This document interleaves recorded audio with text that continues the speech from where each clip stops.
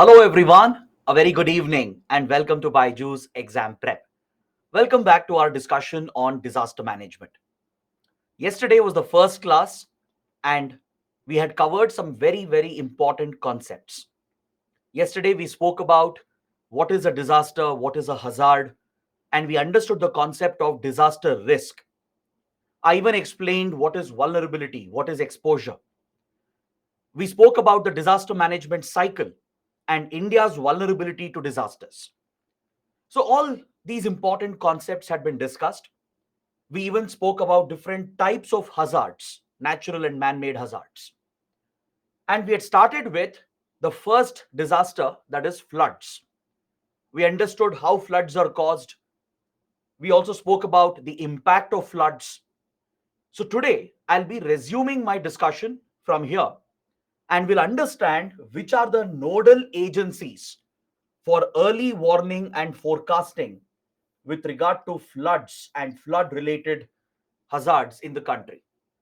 All these facts I'm giving you can be very important for your prelims. So, once I complete this discussion, we will talk about disaster management for floods. How can we implement the disaster management cycle to tackle floods and to minimize their impact? So, this will complete the first disaster and then we'll take up the other disasters. So before I begin, please don't forget the feedback form for last week's classes has been shared with you. Last week, if I'm not wrong, you guys had modern history and ethics. So the feedback form for the last week classes has been shared. So please don't forget to fill out the feedback form. So with this, let's start the discussion for today and look at the nodal agencies for early warning with regard to floods and other related hazards. When it comes to estimating rainfall, for providing rainfall forecasts in our country, the designated agency is the IMD, India Meteorological Department, which is under the Ministry of Earth Sciences, is the nodal ministry for providing early warning and forecasts for heavy rainfall. If you're reading newspapers, you would have noticed this. Since India is going through a very intense monsoon period, several states have been receiving heavy rainfall. And almost every day, IMD is giving out alerts, yellow alert, orange alert, so that the authorities and the people can be on their guard. They can take the precautions that are needed to protect themselves from the impact of heavy rainfall. So, with regard to rains, the forecasting agency is IMD. When it comes to river floods, flooding of rivers, the early warning agency is the CWC, the Central Water Commission, which will work with the state irrigation departments.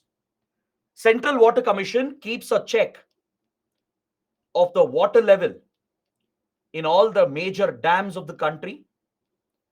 It monitors the water levels in the rivers, and if the danger level is being breached, immediate alerts are given out by Central Water Commission to the concerned authorities. When it comes to managing drainage, particularly in urban areas, this is with regard to urban flooding. Managing sewage and drainage will be the responsibility of the local municipal corporation and the local authorities. In every city, there could be a local water board or the municipal corporations themselves or the PWD departments.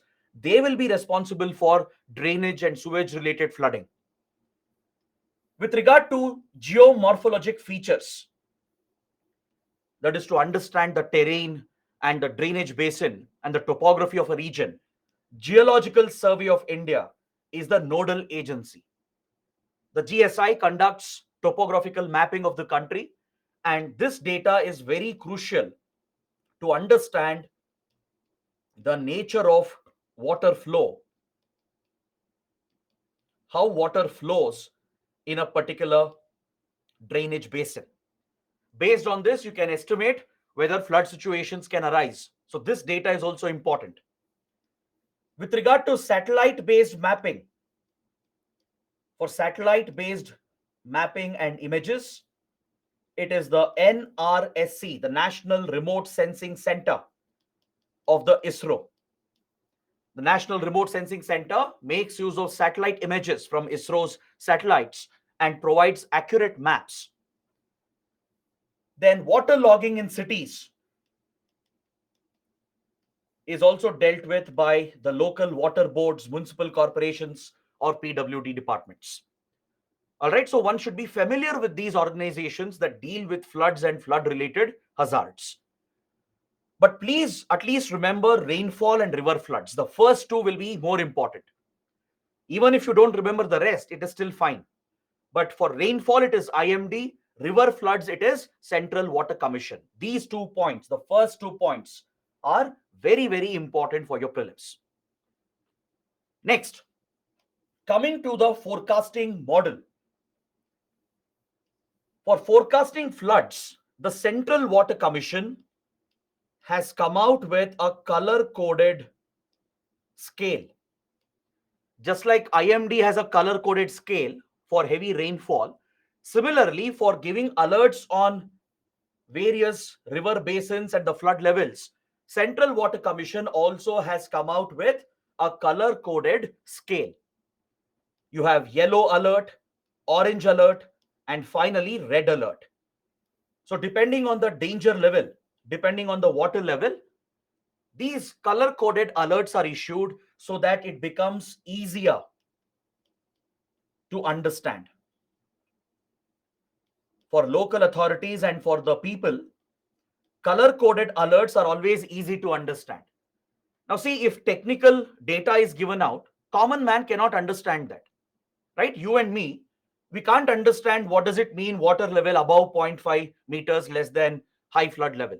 We can't understand the technical parameters. So when it comes to early warning, forecasting and alerts, the alert has to be simple. It has to be something that a common man, even an uneducated person, can easily understand. That is why color-coded schemes are designed. So CWC gives out these color-coded alerts depending on flood levels in different river basins of the country. Is that clear? Now we come to the last part of the discussion. We should understand how can we manage floods. Maybe floods can't be prevented entirely, right? Because floods are a result of a complex interplay of meteorological factors, geographical factors, and some man-made factors as well. Even if we can regulate some of the man-made factors, the rest of it is not under our control, right?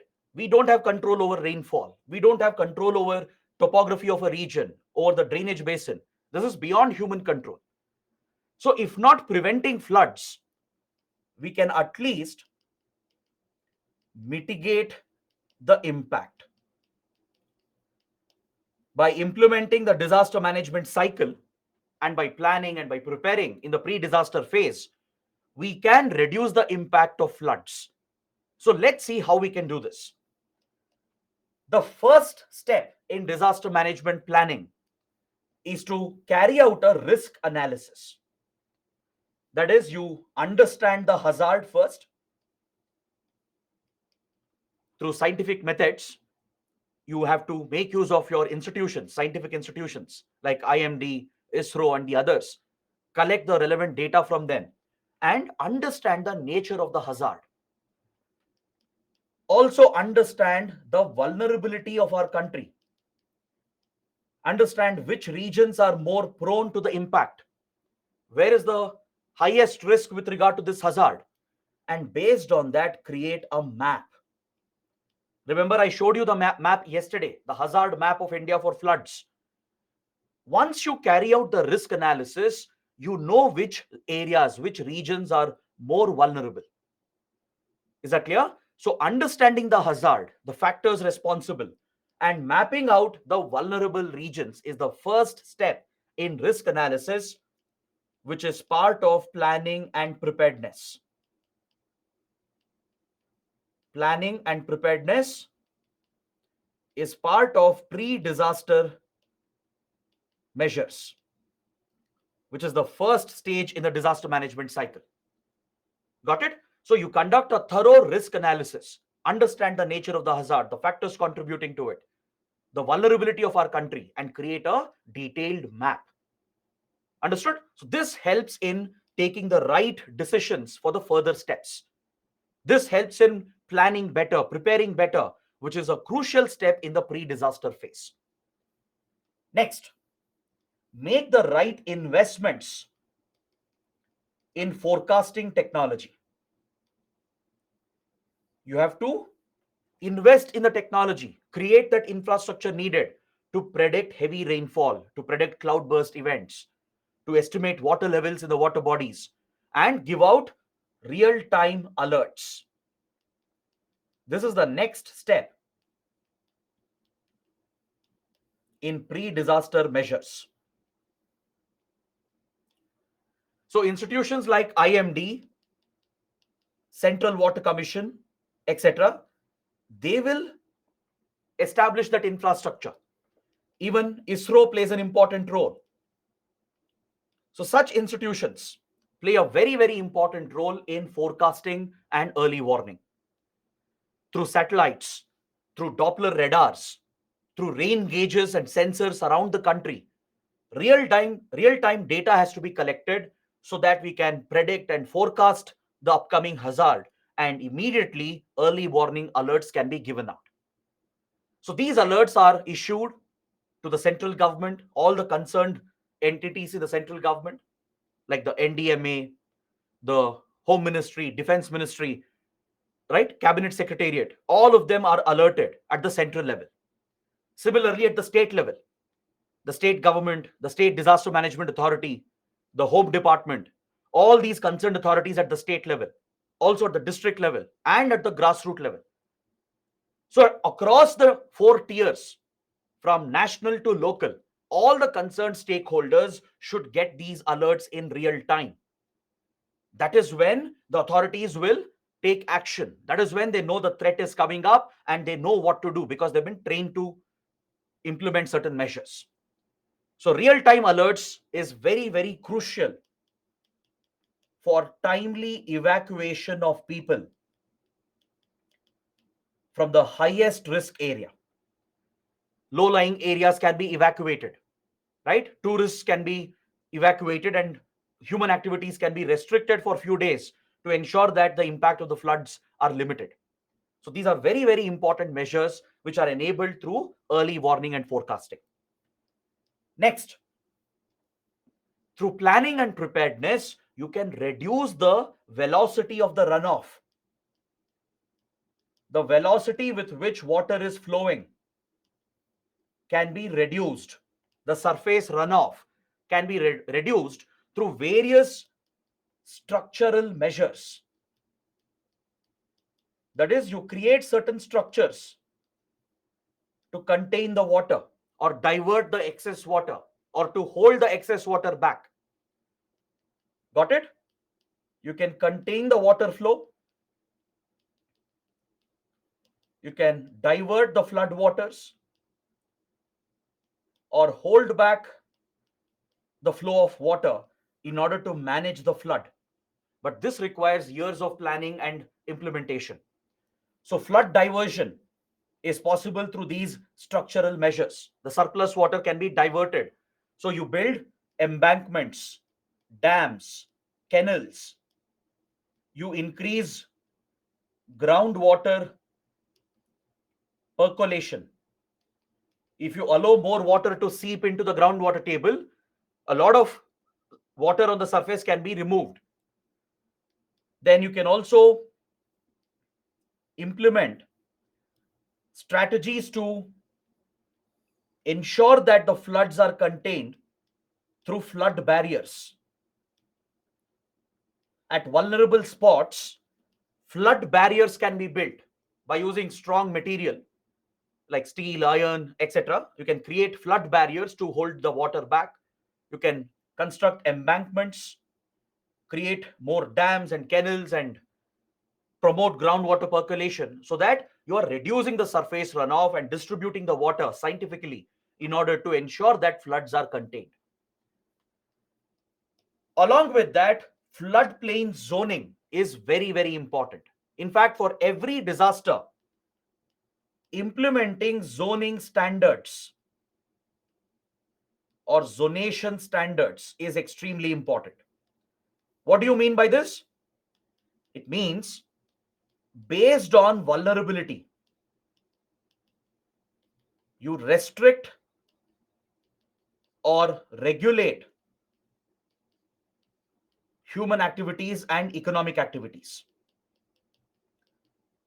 This is called as zoning or zonation. And this is a valuable step in any disaster, be it an industrial disaster, be it earthquakes or floods or tsunamis. In any disaster, zoning or zonation is very, very important. See, now that we have a hazard vulnerability map, we know specifically which regions are more riskier. In those areas, you can restrict and regulate human activities and economic activities. For example, in low-lying floodplain zones, you can restrict urbanization, you can restrict farming, you can regulate tourism and other construction activities. So by ensuring that people are not present in the risky zones, you are automatically mitigating the impact. The impact is higher when we are building cities, resorts, and towns in the floodplain zones. Correct? So, if we identify those risky areas and regulate or prohibit or restrict the construction activities, prevent human habitation and economic activities there, then automatically the impact will go down. Take, for example, Uttarakhand. I told you yesterday, Uttarakhand is very badly affected by floods every year. In Uttarakhand, tourism has been overexploited. And there is large scale construction happening as well. There is a lot of urbanization happening in the hilly forested areas. So what we have done is that we have deforested the hilly slopes, thereby increasing the water runoff, the surface runoff. And in the valleys and in the floodplain zones, we have built cities, we have built resorts, and we have constructed buildings. So there are a lot of people living in the risky areas. So obviously, when there is excess rainfall or when there is a cloud burst, it results in flash floods, and all these low-lying areas will get completely flooded. So the buildings will get destroyed, infrastructure will be damaged, many people will be killed. You can avoid all of this very easily through zonation standards. So planning the zoning standards and implementing them is extremely important. Planning the zonation standards and enforcing them, both are very, very important steps in pre-disaster planning and preparedness. All right, please remember this point. This will apply for every disaster. Just like early warning risk analysis will apply for almost every disaster, similarly, implementing zonation standards will apply for every single disaster. Understood? Now, take for example cyclones or earthquakes. Since we know which regions are more vulnerable, in those regions, through zonation standards, we can regulate the buildings which are being constructed, the material they are using, the design through which buildings are being built, to ensure that the buildings can withstand the impact of earthquakes or cyclones. These are some simple measures we can take which will give us results in the long term. So implementing floodplain zoning is a very, very important step. Next, you have to conserve the natural buffers. I told you yesterday, nature has its own equilibrium. We humans have destroyed and disturbed that equilibrium. We need to ensure that we protect the forests, we protect wetlands, etc. All these are natural sinks. They absorb the excess water or cut off the speed with which the water is flowing. Now imagine in a slopy area, if you have thick forests and dense jungles, the flow of water will be automatically restricted because of the vegetation. Even the soil will hold back because the soil has some support, because the roots of the plants are holding the soil back. So landslides can also be prevented. But if we deforest this hilly slopy area, if we destroy the forest cover for building roads and creating agricultural fields and cities, what will happen? Water will flow unchecked. Water will flow at a very high speed, thus weakening the soil, saturating the soil with water, and the whole soil material can come crashing down, causing a landslide. So, one way to prevent all of this is to conserve and protect your natural buffers. So, promote afforestation, conserve the forest areas, and similarly protect the wetlands and water bodies. We have polluted our lakes, cut off the catchment canals and channels through which water flows through. We have encroached on forest land and lake beds and river beds. So prevent the encroachment, clear all the waste material that we have thrown, conserve and protect these wetlands and natural sinks where water, excess water can naturally flow, thus preventing the impact of floods. Got it? So it's a very, very important step. Again, it comes under pre-disaster planning and preparedness itself. Next, you have risk transfer. Sometimes disasters can't be avoided. No matter what we do, disasters will happen, impact will be there. But what we can do is that we can transfer the risk. Now, what do you mean by this and how do you transfer risk? Risk can be transferred through insurance. I'm talking about financial risk, the economic risk associated with a disaster.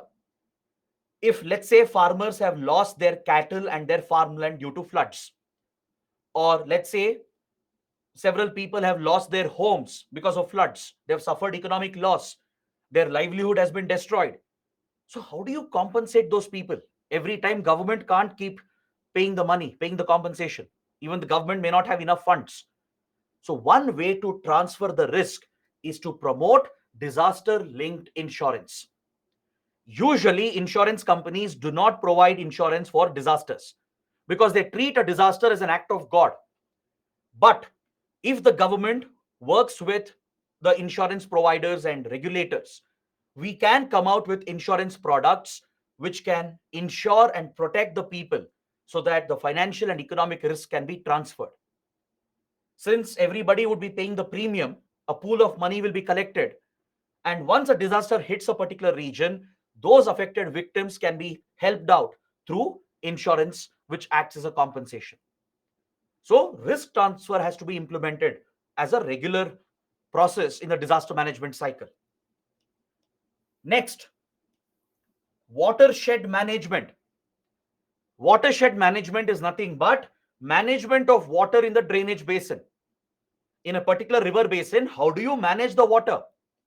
You manage the water through dams, canals, irrigation projects, etc.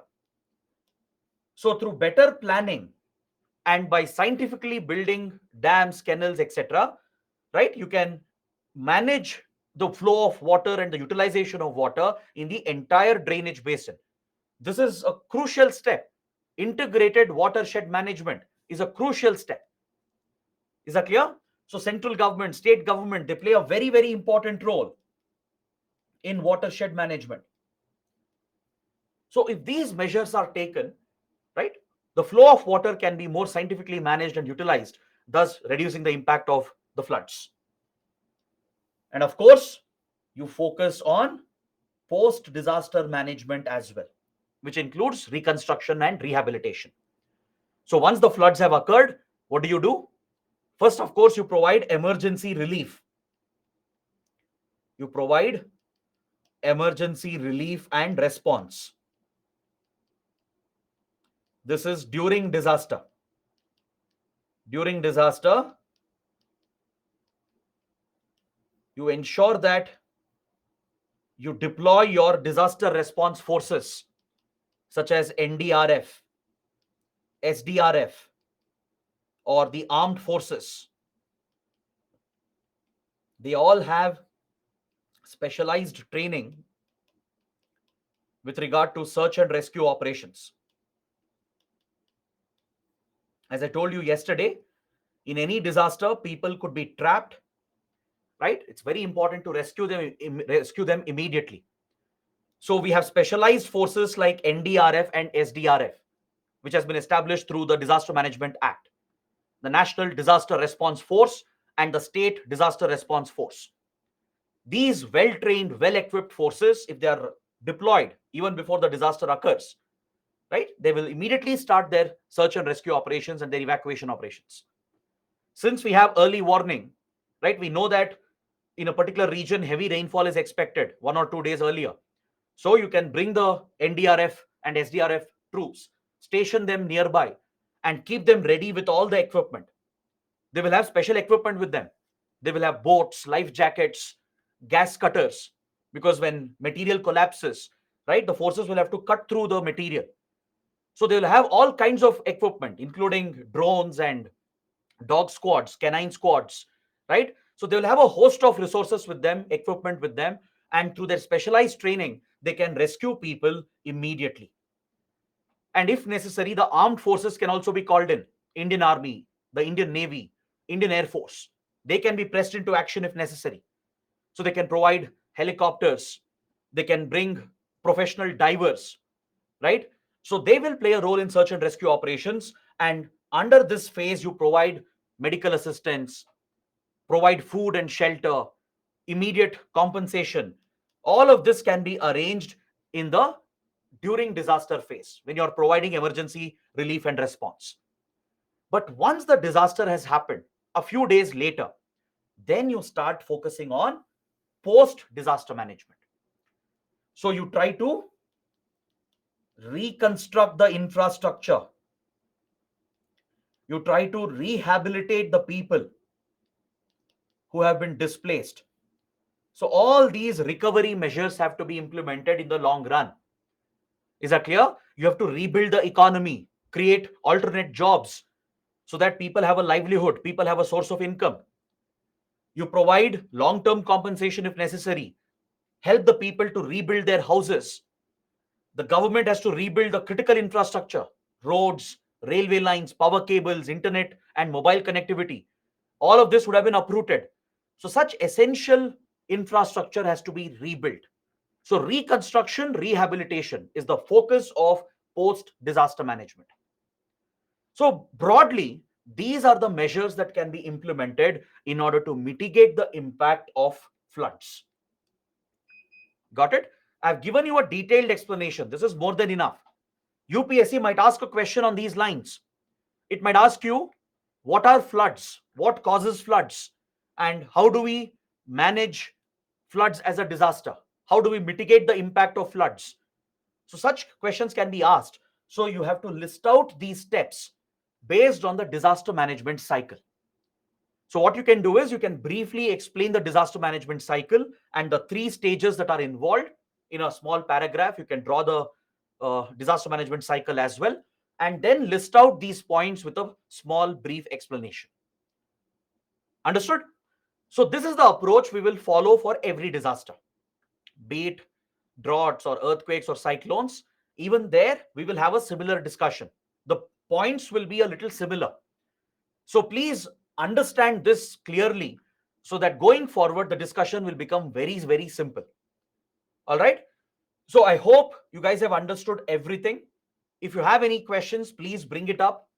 With regard to floods, if you have any doubts, let me know, because I'll be moving on to the next disaster, that is droughts.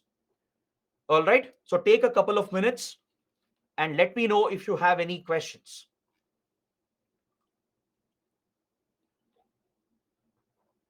Santosh is asking, what is meant by PWD? PWD is the Public Works Department, responsible for civil work in cities like Delhi, for example. How to reduce runoff? Surface runoff of water can be reduced through various measures. Afforestation is an example.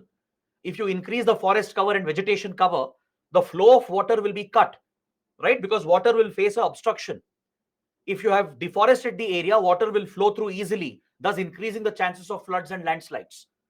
So, afforestation is one example through which, or one measure through which you can reduce surface runoff. Or there are other measures as well, like you create better canals, you increase groundwater percolation. So, where water gets diverted and the excess water can be taken off, thus reducing the surface runoff. Nikki is asking, sir, flood forecasting is not clear. It's very simple. See, floods can be forecasted depending on the reason which is causing the flood, right? We do have enough technology today to provide for quite accurate forecasts. So if we can predict heavy rainfall before, if we can predict a possible cloud burst before it actually happens, based on that, flash flood alerts can be issued.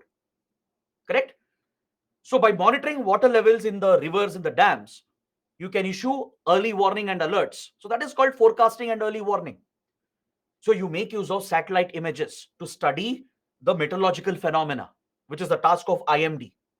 That's how IMD figures out the rainfall patterns and the estimated rainfall. Is that clear? There are Doppler radars to estimate the movement of clouds, rain bearing clouds. There are rain gauges and sensors installed around the country to measure rainfall in real time. So, data collected from all the sources is assessed. It is put through a supercomputer, through a forecasting model, which provides for estimates. And based on that, alerts can be given. So, when you have forecasting and early warning, you can take precautionary measures. You can alert the authorities and the people, and they can all be evacuated before the disaster happens. Repeat integrated watershed management. See, watershed management is nothing but the scientific management of water, water usage, water flow, and water utilization in a given drainage area. Now, you take a river, for example, take Kaveri River or Mahanadi, for example. That is one drainage basin, right?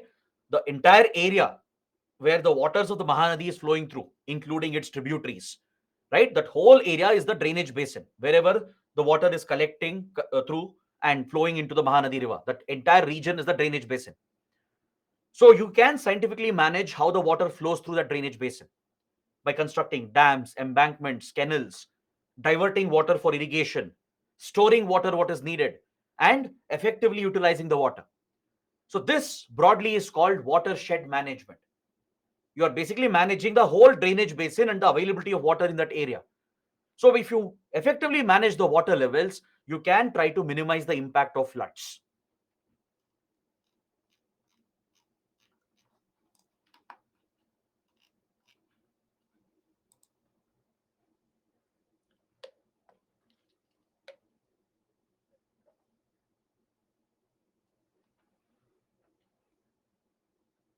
Mohammed Shanwaz is asking, sir, as per a report in the last 2 decades, 2 million people died by drowning, but 90% cases was in low and middle income countries. Why and how to manage the disaster?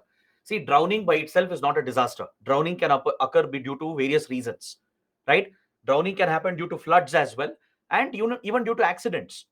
So drowning itself is not a disaster, but drowning occurring because of floods, yes, that is definitely a disaster, and the loss of life occurring through floods is usually through drowning, right?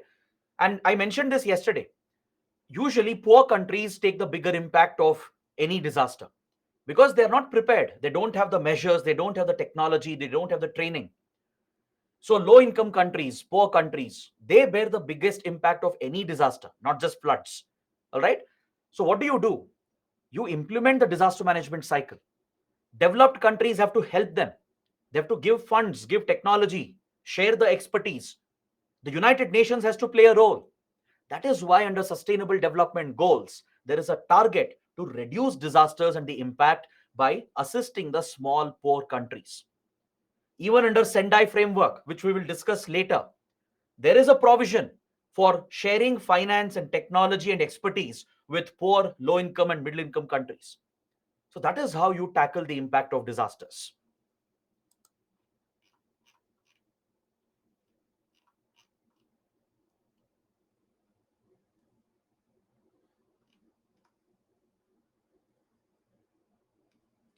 Himanshi is asking, is disaster management the responsibility of state or center? It's both. Central and state governments both share a responsibility with regard to disaster management. Don't worry, you'll understand this. We'll come to the disaster management architecture in India. There, I'll explain the role of central government and state governments. Shruti is asking, repeat risk transfer, please. Risk transfer is about transferring the economic risk. Now, how do you transfer economic risk? Now, let's say I have a car. I bought a new car. I paid 15 lakh rupees, brand new car, but it met with an accident. Now, instead of me taking the risk, the financial risk, what do? I get my car insured. The insurance company will compensate. Correct? So you're transferring the financial risk, the economic risk, through an insurance mechanism. Is that clear? In any developed country, almost everyone will have insurance coverage in almost every segment, right? Be it vehicles, health insurance, life insurance, even for disasters. Generally, insurance companies do not provide insurance for disasters. But if the government works with them, creates a incentivized model, right? The companies can come out with insurance policies for the disaster victims, and people who have subscribed, who have paid the premium, they will get immediate compensation, thereby transferring the financial risk.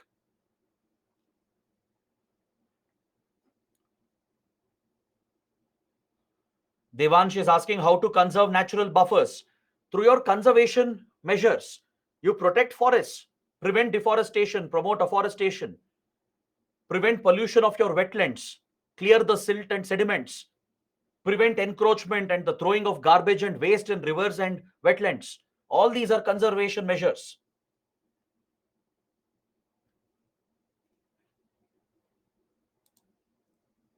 Okay. So now let's move on to the next topic. Let's look at next disaster, that is droughts. In a way, droughts is like the opposite of floods. Floods happen because of excess of water, droughts happen because of scarcity of water. All right, but it's not that simple, of course. Let's understand the phenomena behind droughts. Let's also understand its impact and the factors that are responsible for droughts. All right, so let's study this in detail. Drought is a period of below average precipitation or below average rainfall in a particular region. All right, when there is scarcity of rainfall, when the rainfall in a given region is below average over a certain period of time, then this could result in water shortages. The water shortage could occur in the atmosphere, on the surface, and also in the groundwater table. Please don't forget, water can be found not just on the surface of the earth. You can find water below the surface as well in the groundwater table. You can find water in the atmosphere as well through moisture, that is water vapor, right? So the scarcity of water in all these mediums is what causes a drought. Due to low rainfall over one or two seasons, the availability of water goes down in a given region, and this acute scarcity causes a disaster known as drought. Now, drought is a very unique disaster. It's not like floods or earthquakes or cyclones. Those are instantaneous disasters. We can all perceive the impact of earthquake or a cyclone or a flood because they are instantaneous, because they happen almost instantly with very little notice. Is that clear? So they are more spontaneous disasters, and you can see the destruction they leave behind, right? Physically, it's very evident. Have you ever seen pictures of an area hit by cyclone or an earthquake or even floods? You can see the physical damage in front of you. So we all tend to pay more attention to such attention grabbing disasters because they are instantaneous, they're spontaneous. They appear to be very violent, causing large scale destruction in a very short time. But drought is not like that. Drought is very different. It is a prolonged disaster. It's like slow poison, something that kills over a long period of time. Droughts don't happen in seconds or hours or days. It happens over weeks and months and years. So it's very, very difficult to perceive the impact of such disasters. It is difficult to perceive the actual impact because it's not a highly dramatic disaster like earthquakes or floods or cyclones. See, when floods or earthquakes happen, immediately the attention of the people, media, the government, everything, right? Everyone, they start paying attention to it immediately because of the nature of the calamity. It's destructive, highly violent, causing large scale devastation within seconds and minutes. So, we are, by human nature, we tend to pay more attention to such instantaneous events, such spontaneous disasters. But what about disasters like droughts, which happen over months and years? You can't really perceive the impact. You can't physically see the impact immediately. You don't realize the overall scale of the impact. But people who suffer in that region, right, they go through enormous suffering. Let's say you're an outsider and you're passing through a drought hit region. You will not immediately perceive the impact. You feel everything is fine in that region. But imagine if you go through a region hit by floods or earthquakes, the destruction is immediately evident to you. So, by nature, you will think that earthquakes, floods are more important. We should pay more attention only to these disasters. Not really. Even disasters like droughts deserve equal attention because these are prolonged disasters. They occur over a very long period of time. You don't perceive the impact in real time, but people of the region, the victims who actually bear the burden of drought, only they know the pain and suffering it causes. And the worst part about droughts is that it primarily affects rural areas and agriculture. And as a result, it is our farmers who are already struggling with numerous issues and challenges. They are the ones who will unfortunately suffer the most. Is that clear? People in urban areas, cities, they might feel the impact much later. But in rural areas, that too in agrarian economies, farmers will bear the biggest impact of droughts. So, droughts will hit the poor population more severely. It will affect everyone, even the rich, but the impact is manageable. But for the poor people, for farmers, vulnerable sections, the impact is unbearable. All right. So it's primarily caused due to shortage of rainfall over a prolonged period of time in a given region, causing water scarcity in, in the atmosphere, on the surface, and also in the groundwater table. So changes in climate, weather, both can drive the occurrence of drought.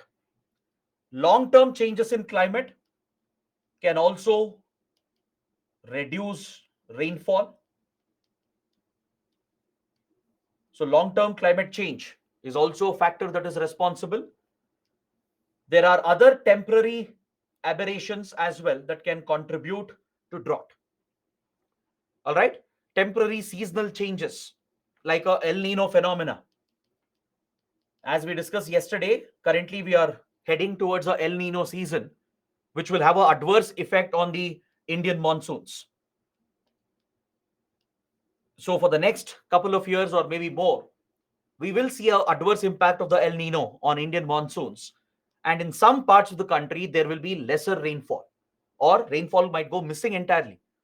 So, these areas will suffer from aridity. Aridness is the lack of water, the lack of moisture, right? So, such conditions which occur due to shortage of rainfall turns into a deadly disaster which we call as drought. Understood? Now, the reason why it is so unique and different is because you can't really determine when droughts begin and when it exactly ends. This is very important. Now, in case of instantaneous disasters, we can pinpoint when the floods might happen, when the cyclone might hit. Is that clear? Earthquakes, they happen for few seconds, the tremors will follow, but after a few days, everything will go back to normal. But drought is not like that. You can't exactly figure out when the drought conditions began, when it will end. It might take months or years. So, if you can't identify the period where the disaster is occurring, right, then taking the measures will become very difficult. Next, the duration, as I told you, is prolonged. Its impact will be felt for months and years, maybe even decades. And there is no single indicator through which you can identify that drought has begun. It's not that there is one parameter you monitor and you say that drought has begun. You can't, you don't have any such methods. In terms of cyclone, it's quite easy. Today we have the technology to forecast cyclones, to track cyclones accurately. Even tsunamis, we can track them in real time. But there is no single indicator that marks the beginning of drought and the severity of the drought. And also, droughts occur over a very, very large area. Compared to other hazards, droughts occur over very large geographical extents. It can happen in an entire state or across multiple states, whereas other disasters are usually limited to few villages, few districts. Like you take the latest floods in Himachal Pradesh, few districts, few villages have been affected in the river basin, right? Not the whole of Himachal Pradesh. You take cyclones, Cyclone Biparjoy that recently hit Gujarat. It's not the whole west coast of India which was affected. Only few particular districts in Gujarat suffered the biggest impact. So other disasters have a limited geographical impact, but droughts, they occur over a large spatial area. They affect a very large area, including an entire state or multiple states or the entire country. It's very difficult to assess the impact and quantify the damage which is occurring. Is that clear? It's essentially a slow kill disaster. You can't immediately identify the damage which has occurred. You can't clearly pinpoint how many people have lost their lives. What's the impact on the economy? Right? It's not easy to quantify the impact. So this makes drought a very unique disaster and very challenging as well to deal with. And like I said, the worst part is that the impact of drought is felt largely by the poor people, farmers, and the rural agrarian economy. Because droughts are deadly for farming. It destroys productivity. Crops will be destroyed, and farmers' income will take a hit. Even animal husbandry will take a hit. If you don't have enough water to feed the cattle and other animals, right? How will they survive? So droughts can be disastrous and it contributes to many other incidents. It can give rise to outbreak of diseases. It will result in food insecurity, malnutrition. Malnutrition will create health deficiencies, disorders, and more diseases as well. So it's very hard to quantify the impact. Got it? In a drought hit area, there are high chances of breakout of infectious diseases. Because in a drought hit area, let's say there is a very small water pond, the stagnant water would have been polluted. There could be pathogens present in it. So people who take that water for drinking, which is stagnant, which has become turbid, right, which might contain harmful pathogens, they get infected with various diseases. Due to shortage of food, food prices will increase, inflation will go up in the economy, and poor people can't afford expensive food. Farmers and in rural areas, the poor people, right, they will not access good nutrition, and the whole family will suffer. Children, women will suffer. So if there is no good nutrition, no food security, it gives rise to deficiencies, disorders, and even more health diseases. It will affect education as well. It will affect the ability to work in such conditions, right? In such oppressive conditions where temperatures also are high, where health has been affected. People can't work at their full capacity. So droughts take a huge economic toll. Particularly on the rural economy, droughts deliver a huge economic impact. So there are three types of droughts that are distinguished.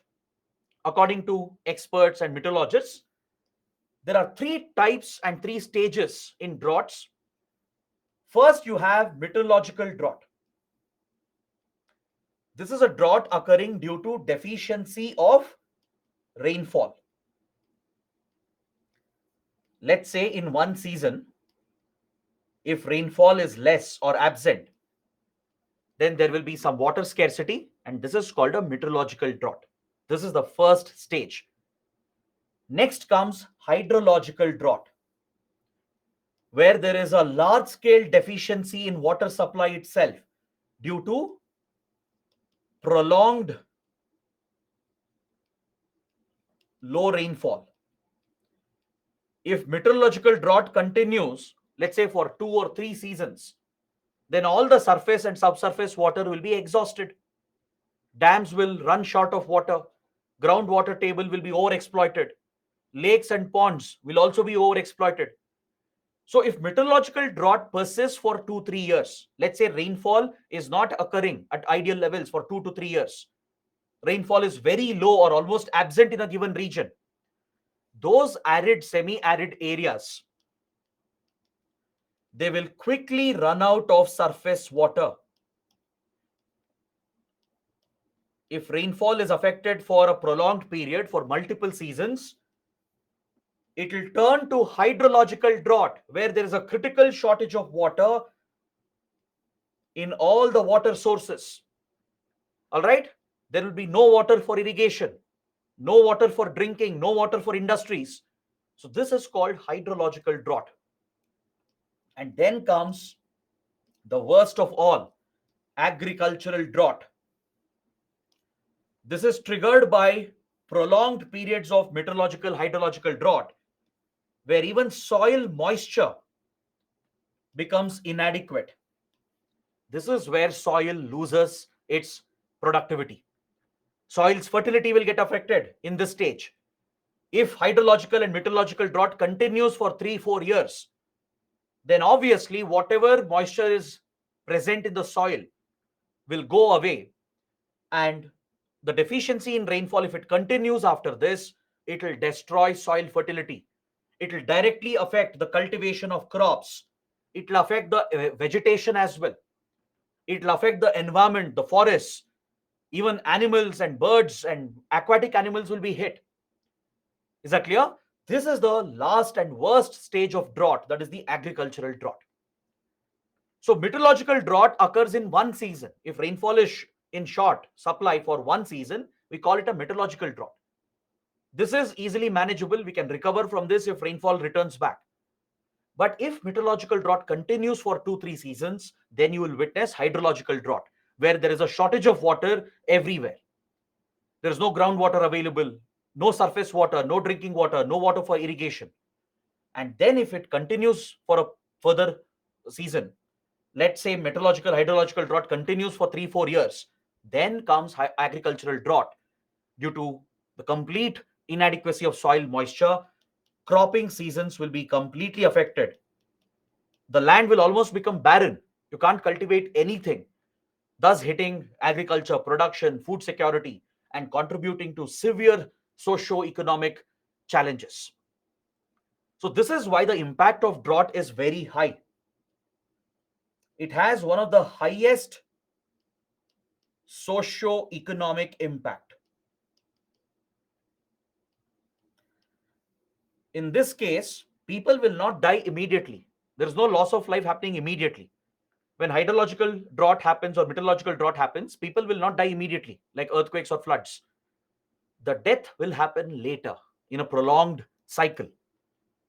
For example, farmers who are affected, they will take a lot of debt.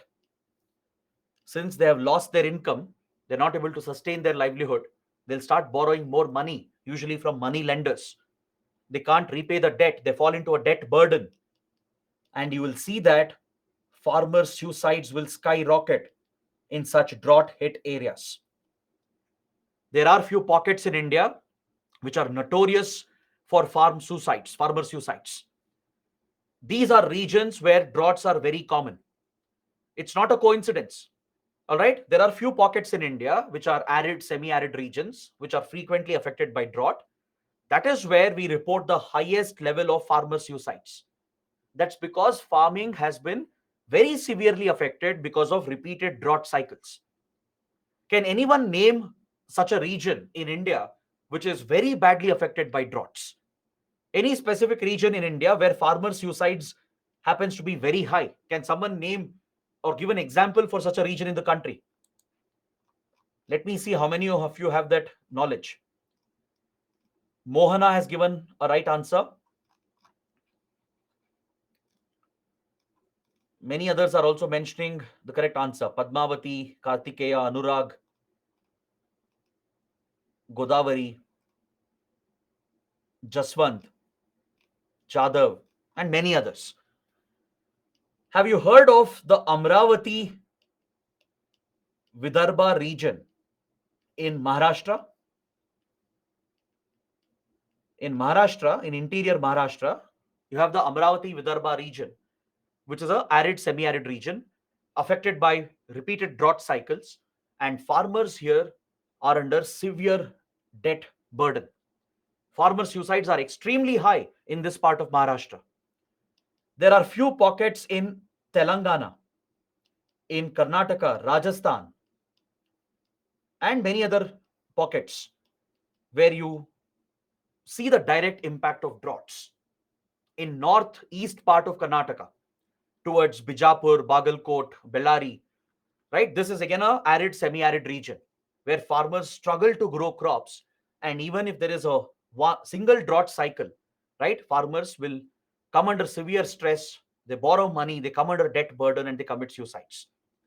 You see this happening in parts of Gujarat and Rajasthan as well, in parts of Telangana, parts of Jharkhand, Chhattisgarh, Madhya Pradesh, in the Bundelkhand region of Madhya Pradesh and UP.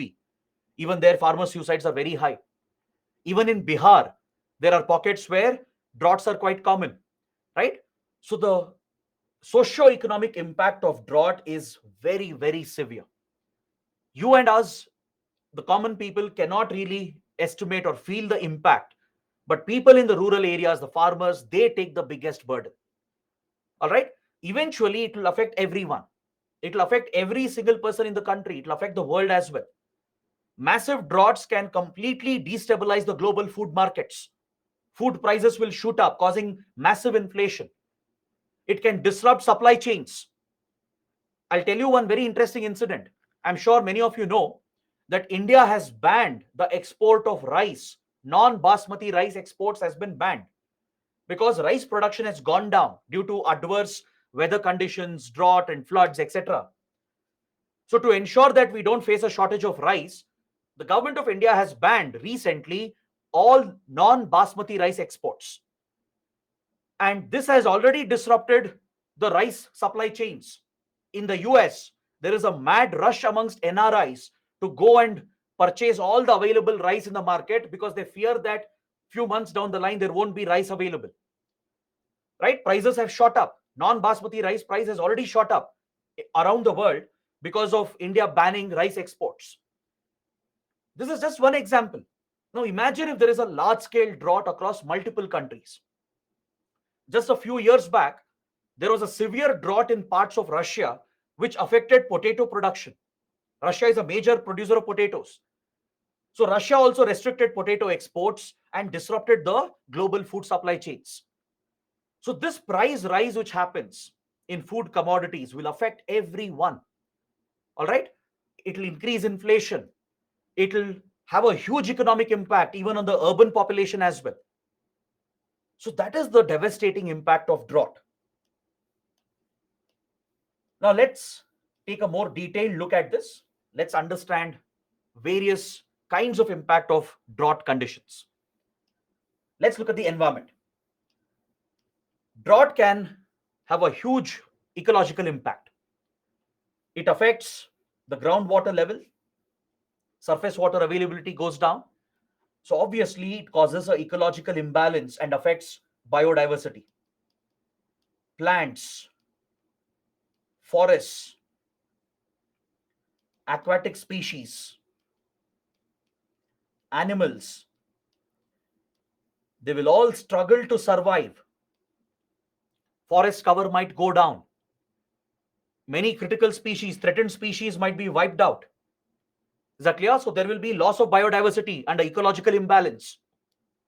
This could trigger the occurrence of pests, diseases, etc. As I told you, several hazardous, dangerous pathogens could get released from the wild, spread to humans and animals, and cause widespread infections. So the disease burden will go up. Pest infestation can increase because of droughts. If you look at the economic impact, if agricultural productivity is hit, the overall economy will take a hit. because any country's economy is built on the foundation of agriculture. As I told you, if food prices start increasing, it directly contributes to food inflation, and this will spill over into other sectors and commodities as well. In the long run, if the government, central bank, if they're not able to tackle inflation levels, food inflation will spill over. It'll have an indirect domino effect on many other sectors, and it can cause macroeconomic stress.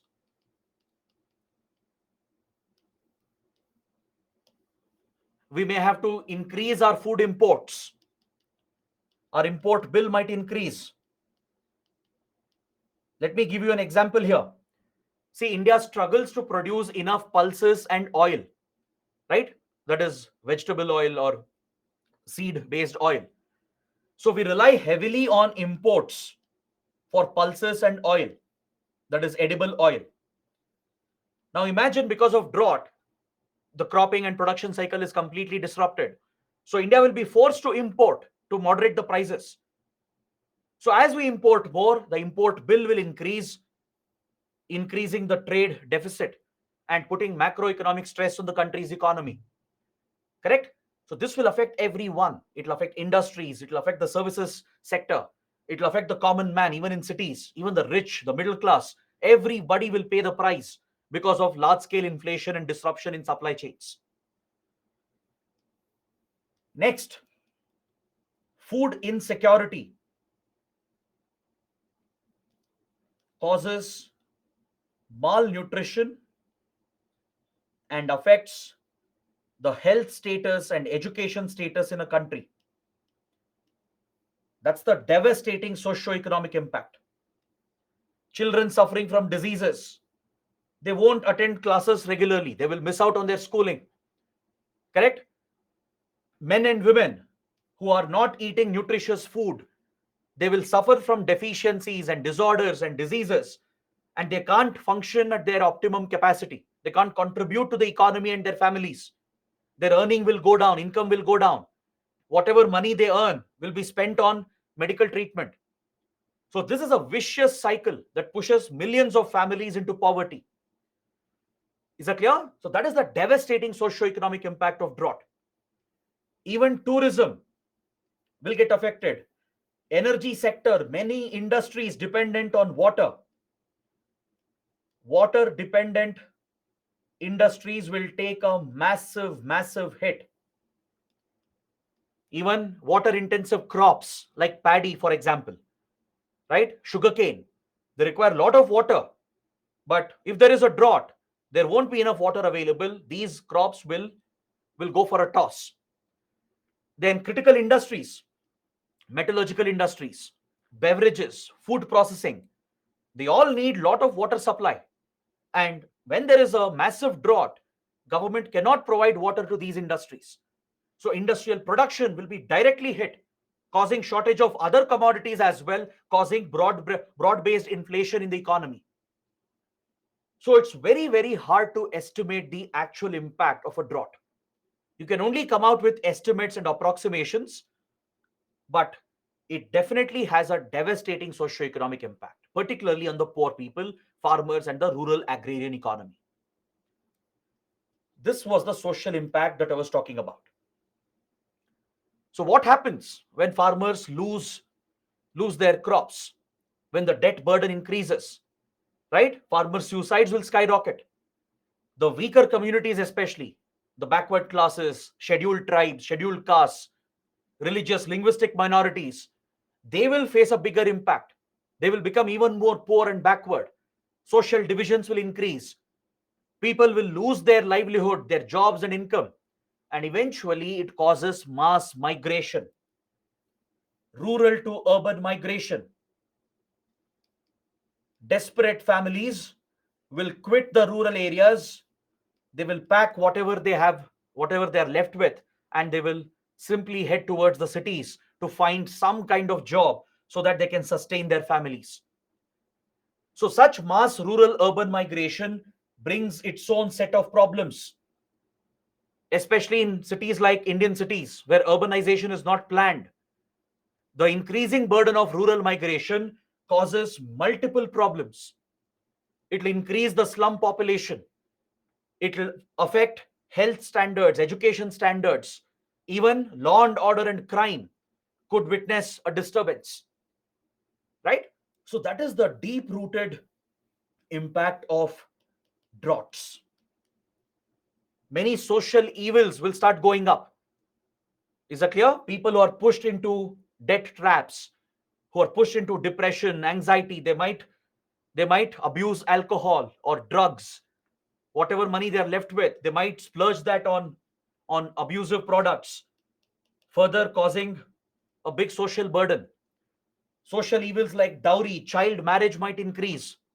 Women will bear the biggest impact. The girl child will bear a bigger impact during drought cycles. So these are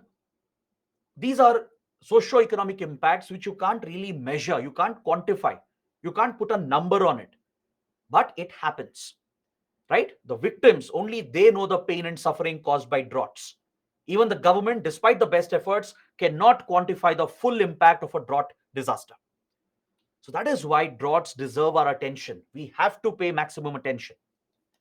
Now, if you look at this map, it is showing you the hazard vulnerability map for droughts. It is depicting the hazard vulnerability map of India for droughts. So the most affected region would be the arid regions of Rajasthan and Gujarat, the desert areas of Rajasthan and Gujarat, followed by central India, parts of interior central India in Madhya Pradesh, parts of UP, Bihar, Jharkhand, West Bengal, Odisha, Telangana, Karnataka, Maharashtra, even parts of Andhra Pradesh, parts of Tamil Nadu. All these places are affected by droughts. Most affected would be the arid deserts of Rajasthan and Gujarat. Then comes central India and interior Deccan Plateau, and then few other pockets in Gujarat, Maharashtra, and Tamil Nadu. All right, these are the most affected regions in our country with regard to droughts. So please be familiar with this. Now, how do we manage the risk? How do we reduce disaster risk for droughts? What steps can we take in disaster management? All right, let's take a look at this quickly. So, under the three stages of disaster management, we can take certain measures to plan, to prepare, to provide better response and relief, and provide for better reconstruction and rehabilitation. So, what we can do is we should have better monitoring and early warning. This is a must for any hazard.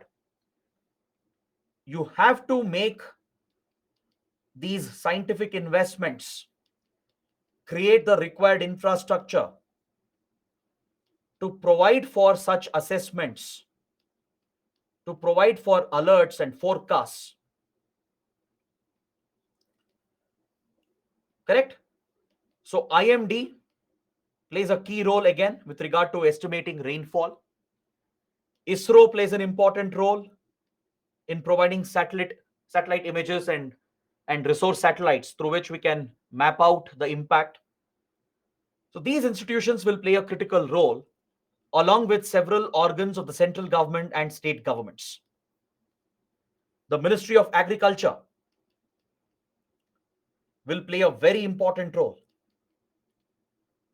Ministry of Rural Development, right? These are the concerned nodal ministries. They play a very, very important role in case of droughts. Similarly, at the state level, concerned departments dealing with agriculture, irrigation, right? Such state departments of the state governments, they all play an important role in the risk management of droughts. All right. So, based on the hazard vulnerability map, we have to conserve our natural buffers, meaning we have to conserve water. When it is possible, we have to conserve and protect our rivers, lakes, wetlands, and of course the groundwater table. We should not overexploit. We should not waste water when it is available in plenty, right? We have to save for the drier seasons, possible drought seasons. So you have to conserve and protect the natural buffers, which is crucial to manage drought conditions, right? There might be water scarcity, but if you have stored and conserved enough water, we can somehow manage and overcome the crisis. There should be efficient management of water, particularly for irrigation and even for drinking purposes. This is the priority. Other usages of water can be prohibited in these areas. Using water for cleaning purposes can be banned, like washing vehicles, washing roads and buildings. This could be entirely banned and prohibited. Certain industries have to be shut because water for drinking and irrigation is more critical. So, such measures have to be taken, and you have to create scientific irrigation infrastructure, and you should have scientific watershed management. Because even this disaster is about managing water. Just like floods is about managing water, even this is about managing water. Spread more awareness about water wastage, right? Educate people, spread awareness about how not to exploit the groundwater table. Groundwater table might be a insurance for us during a drought season. Even if there is no rainfall, if we have conserved and recharged our groundwater table, we can rely on it. But what have we done? We have over exploited the groundwater table. So we have to promote water conservation practices, promote rainwater harvesting, groundwater recharge, promote projects focused on afforestation, promote water conservation programs, combat desertification, which will increase following a drought cycle, protect soil fertility from erosion. Because during drought cycles, if vegetation and crops have been erased, the soil would be exposed to the elements. Imagine crops are not growing, plants and trees have died out. So the soil is exposed to the elements, the wind and other elements. So this causes massive erosion. Soil loses its fertility, the land will become barren, and eventually it increases desertification. So, through right measures, you can combat desertification, you can increase afforestation, conserve water levels, and protect your soil fertility. These are very, very important measures. River interlinking is a possible solution for managing floods and droughts. India is working on a national river interlinking project to connect various drainage basins. So, surplus water in a basin can be transferred to other basins where there is a deficit. That way, you can reduce floods as well in the surplus basin and prevent droughts and water scarcity in the deficit drainage basins. So, on paper, it sounds like a great solution. That's why many governments have actively pushed the river interlinking project.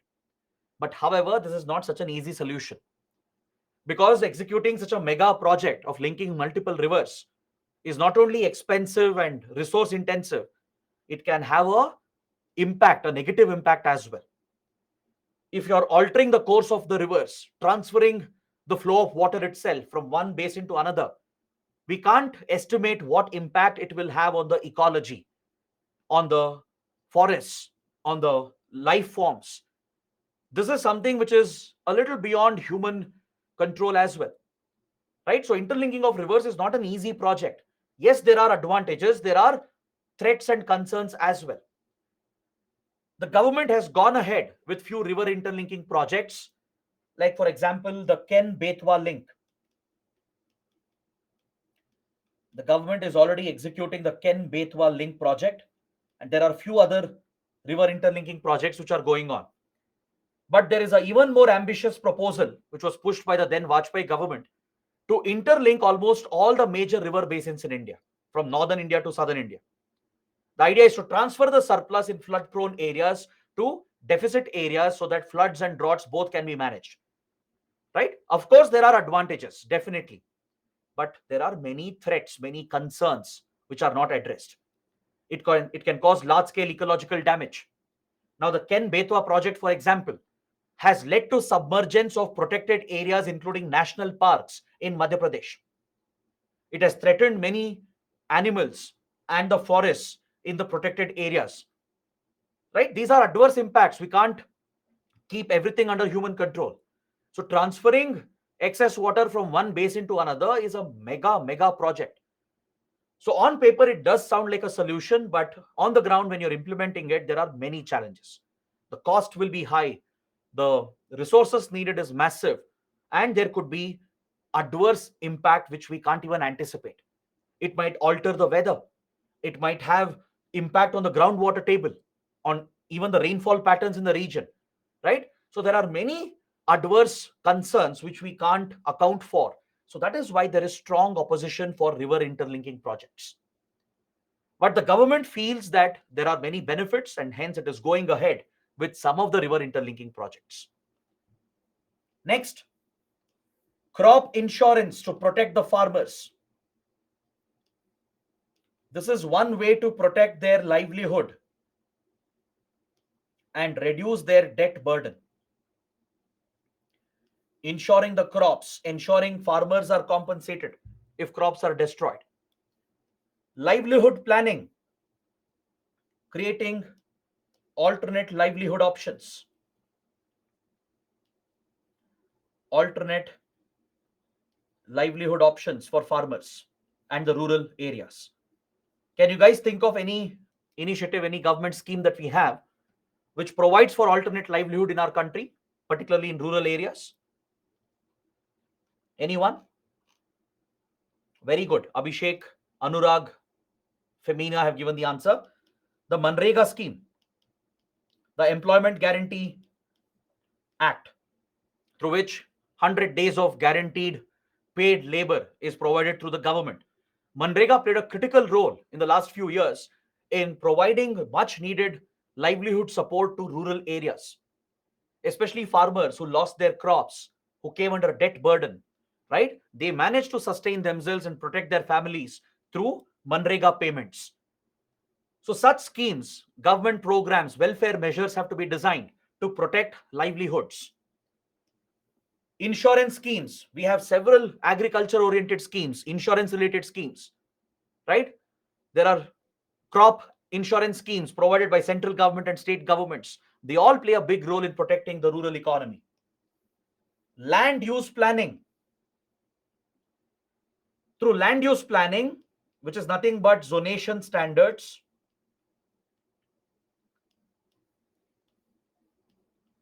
you scientifically plan the usage of land. Instead of providing for haphazard development, you provide for planned development based on zonation standards. You determine what kind of crops to be grown in a particular land area. You determine what kind of water projects have to be built in which area. That is essentially land use planning. So you plan for the efficient utilization of land to reduce the impact of the disaster, right? The government should know where water tanks and ponds have to be created, where irrigation canals have to be distributed. This is part of watershed management. The government should inform the farmers what kind of crops has to be grown, right? In case of drought conditions, drought resistant crops can be encouraged. Crops which don't need much water like pulses, legumes, they can be encouraged, right? So land use planning is essential, along with strengthening the welfare schemes, health related schemes, education related schemes, income related, livelihood related schemes. They all have to be strengthened in the rural areas to support the agrarian economy, to support the poor communities and the rural farmers. And of course, you design response measures as well during the disaster. When drought has been declared, provide immediate relief try to supply water, at least for drinking purposes, try to arrange for healthcare facilities to take care of people who are falling sick, right? Such immediate response measures have to be given. Provide nutritious food, supply enough food for the region so people don't suffer from malnutrition or hunger. So, all these immediate response measures have to be implemented along with long term reconstruction, recovery, and rehabilitation. All right. So, in the long term, you try to rebuild the rural economy, you try to create better water storage facilities, you try to create storage facilities for agricultural produce, create cold storage, warehousing facilities so crops and food items can be stored, which helps in protecting those areas from food insecurity. So, all such measures can be thought of in the long term to reconstruct the area, the affected area, and to rehabilitate those people. Is that clear? So, these are the broad measures you can suggest as far as disaster management is concerned for droughts.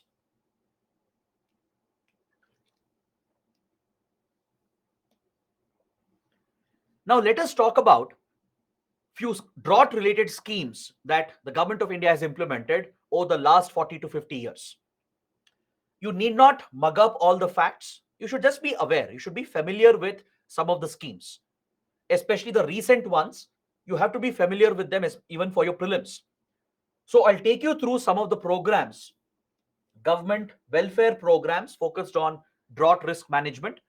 So, please take a look, make a note as well, and this will complete my discussion on droughts. First program is DPAP, Drought Prone Area Program, launched in 1973. All right, Drought Prone Area Program. It was one of the first major welfare schemes launched by the Indian government to focus on drought hit areas. It essentially focuses on effective utilization of land, water, livestock resources, restoring the ecological balance, etc. It promotes afforestation through social forestry and farm forestry. It will encourage the communities and farmers to grow trees to increase tree cover, right? That is a way of protecting your natural buffers. Next, conserving soil moisture, preventing soil erosion, developing and managing water resources, protecting livestock, encouraging animal husbandry,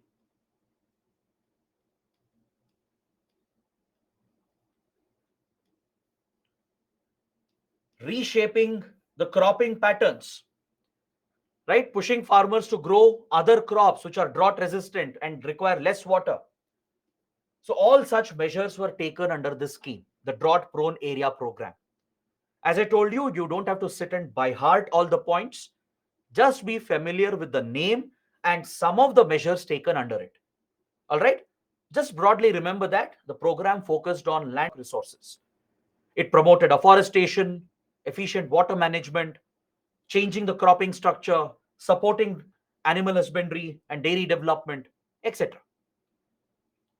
Next, the Desert Development Program, launched in 1977-78. Under this, long-term measures for restoring ecological balance were implemented. At the community level, economic development was prioritized in rural areas, especially to support the disadvantaged sections like scheduled castes, below poverty line families, right? They would get more support to protect their livelihood and promote their economic development. The whole focus was to promote decentralization in our rural economy and to manage drought conditions and even to tackle desertification. So, such broad measures were taken up under the Desert Development Program. It was primarily implemented in the arid regions of India like Rajasthan, Gujarat, etc. The focus was on reversing desertification, protecting soil fertility, increasing vegetation and tree cover, managing water in the region, and maintaining and restoring ecological balance. All right. Of course, these schemes will look similar to one another. These are schemes that have been launched many, many decades ago. Eventually, all the schemes have been subsumed into the new schemes that we have. So, if you find some common features between different schemes, don't get confused or don't get worried. That is how different schemes were formulated. Some were efficient, some were not efficient enough. But just having that basic knowledge about drought related schemes is a little important for your prelims and mains. Next, integrated wasteland development project. The scheme focused on developing wastelands. Now, what do you mean by a wasteland? Wasteland is such a land which has become barren and unfit for cultivation and growth of plants and trees because of prolonged water scarcity, prolonged droughts, lack of soil moisture, soil erosion, desertification. Land gets degraded. We call it land degradation. So, as land degrades over a period of time, the land becomes barren and becomes a wasteland. In these wastelands, it's almost impossible to grow anything. So, the focus is on developing such wastelands through certain scientific measures, right? You can increase water supply, you can provide for some support to revive these wastelands and prevent desertification in the long run. So that's why integrated wasteland development project was implemented. A committee called the CH Hanumantrao committee recommended the merging of all the three programs, and as a result, integrated watershed management program was created in 1995.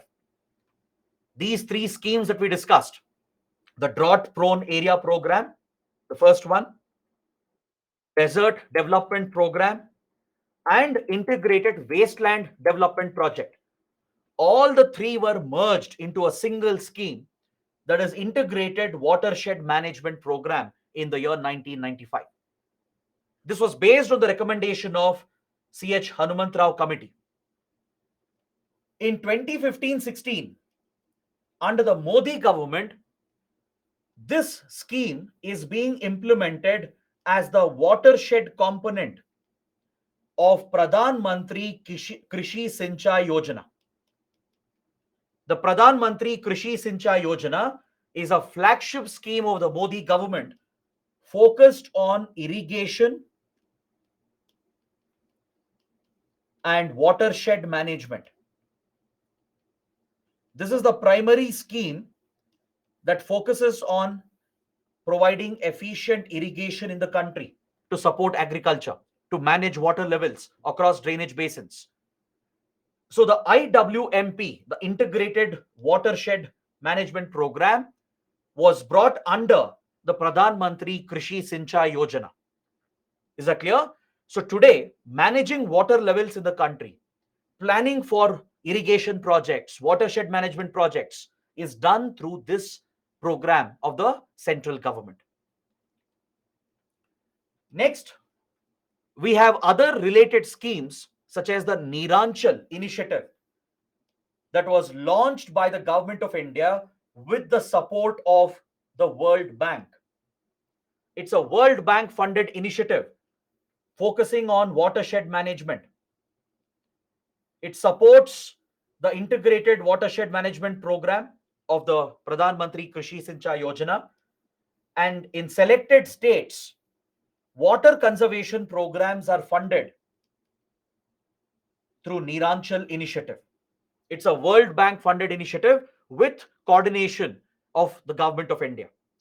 All right. So it's mainly focused on water conservation, promoting water management of water resources in selected states. So I have listed out the objectives of Neeranchal program, and I urge you to go through this as an exercise. It's pretty much the same points again. It's focused on promoting sustainability, restoring ecological balance, conserving water resources. All right. So please go through these points once to give you a fair idea about the Neeranchal initiative. But please remember, it is funded by the World Bank along with Government of India. Even state governments play an important role in the implementation of Neeranchal initiative. Then finally, we have the Jal Shakti Abhiyan and Atal Bhujal Yojana. Very, very important initiatives of the Modi government to tackle droughts and manage water levels in the country. Under the Jal Shakti Abhiyan, there are many focus areas for intervention.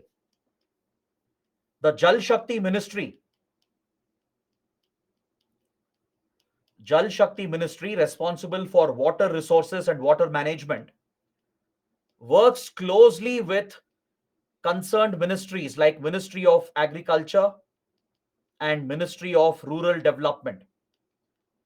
So in coordination, they implement the Jal Shakti Abhiyan.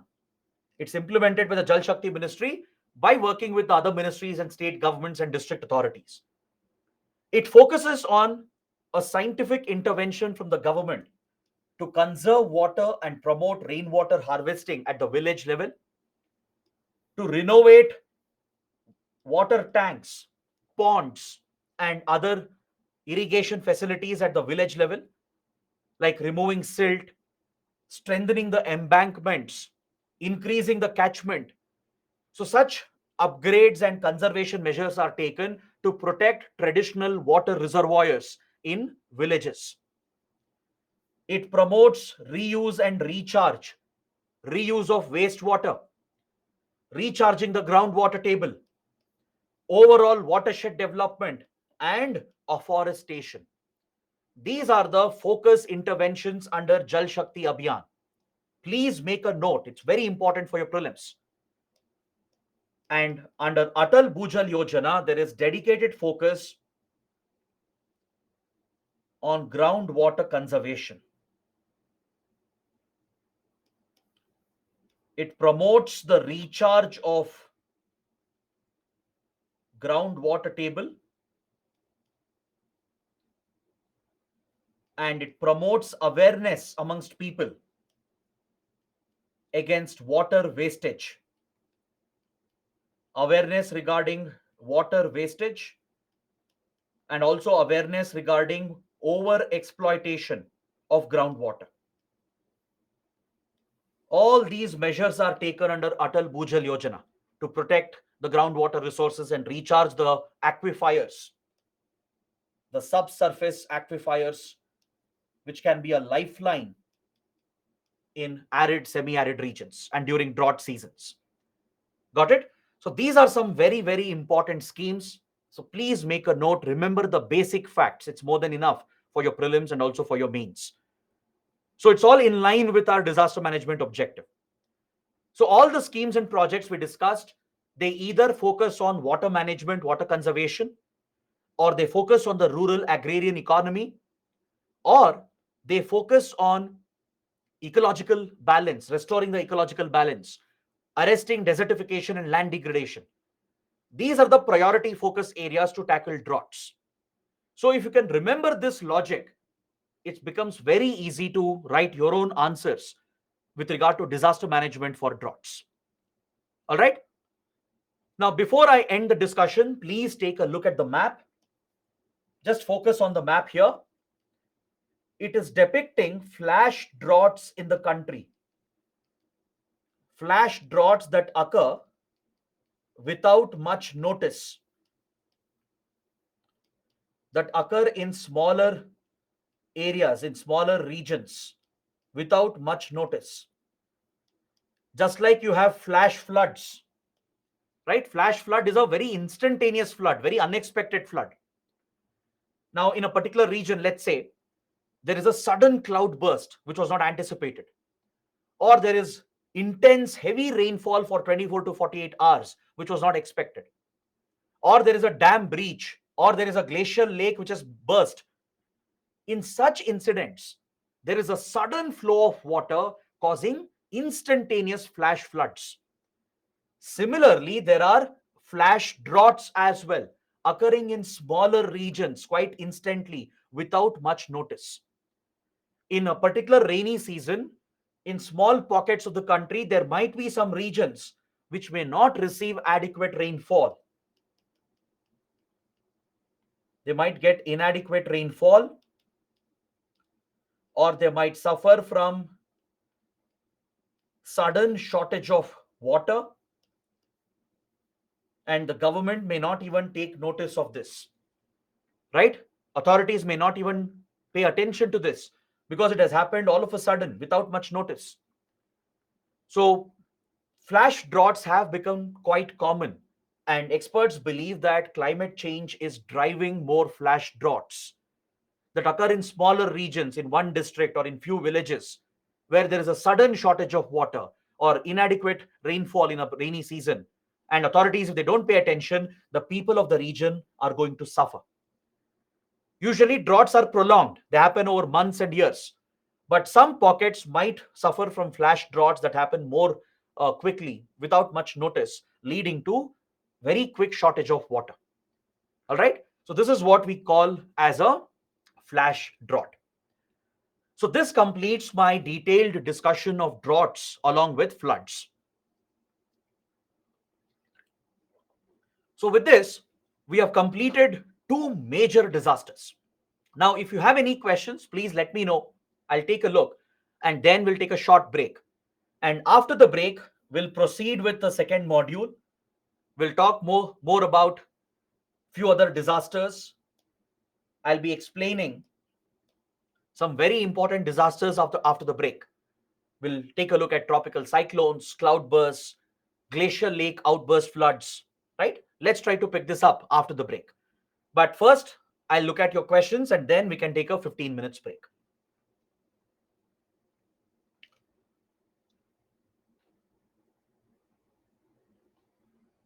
Rashmi is asking, should we remember drought areas of other countries? Not needed. Unless there is a major drought in a major country, right? You don't have to pay attention to droughts in other countries. Kajal is asking, can you please briefly explain about Manrega? See, Manrega is an employment guarantee scheme that promises 100 days of labor, manual paid labor for the rural community. So people in rural areas can demand work from the government, from the local authorities. So manual labor is provided to them, like building a small road, repairing a bridge, painting the school building, or constructing a water tank. Such physical tasks are assigned where manual work is involved, and rural people, if they take up the work, they get paid for it. They are given minimum wages.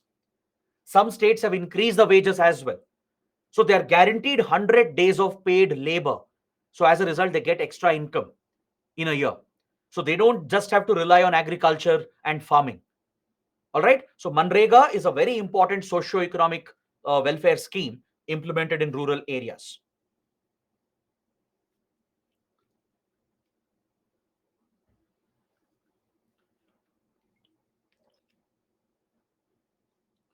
Please re-explain watershed management approach. Harshita is asking.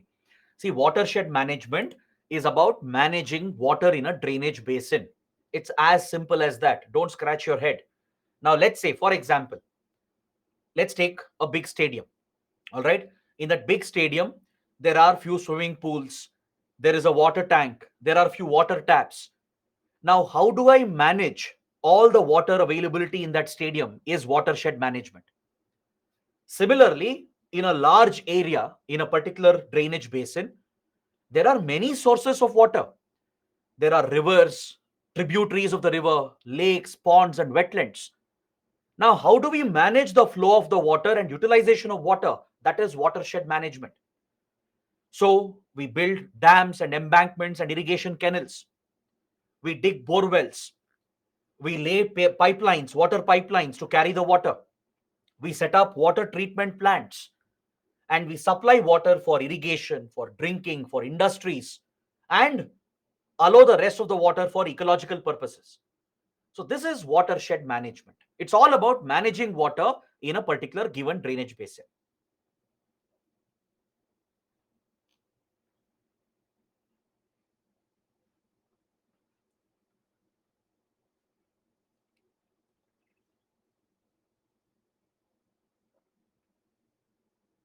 Himaya is asking, what are the government policies taken to mitigate the impact of floods?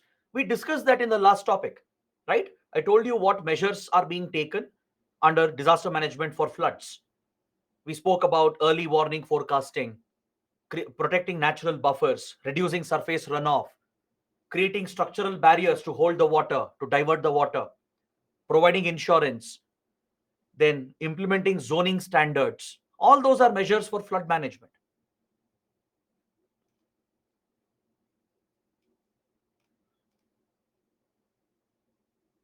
Ambesh is asking, sir, difference between meteorological drought, hydrological drought is not clear.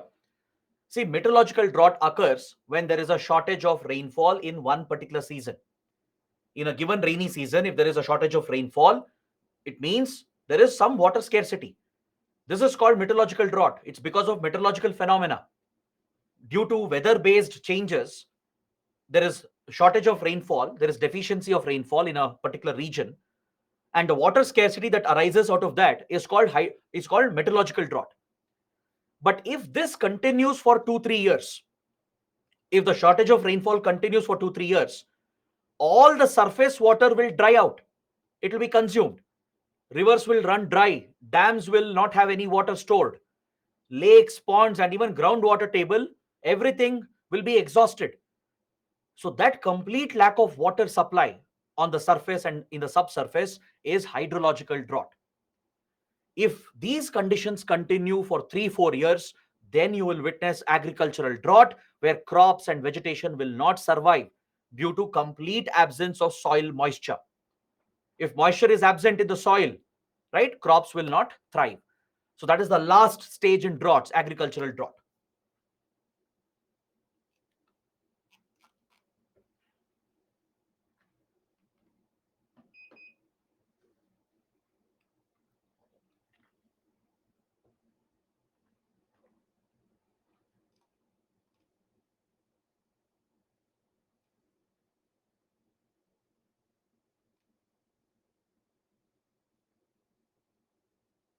Mohammed Shanwaz is asking, sir, which region witnessed more agricultural drought? Is it western part of the country or southern part of the country?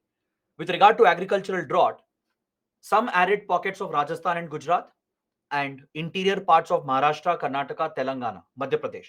These regions have suffered the most impact from droughts.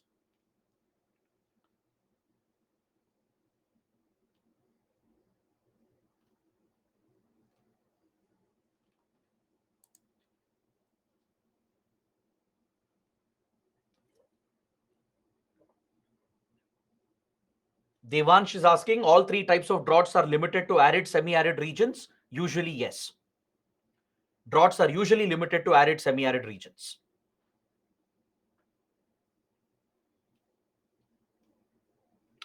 Santosh is asking, can we achieve river interlinking projects? As I told you, river interlinking projects have many advantages and many concerns as well. On paper, it sounds like a great project, but it's very difficult to achieve them on the ground, right? The money required, the resources needed, the effort needed is massive, and the environmental ecological concerns is very serious.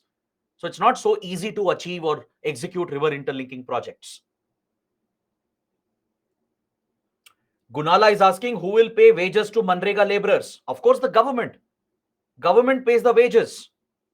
That is the whole scheme. Government has set aside a budget for Manrega through which wages are paid to the workers.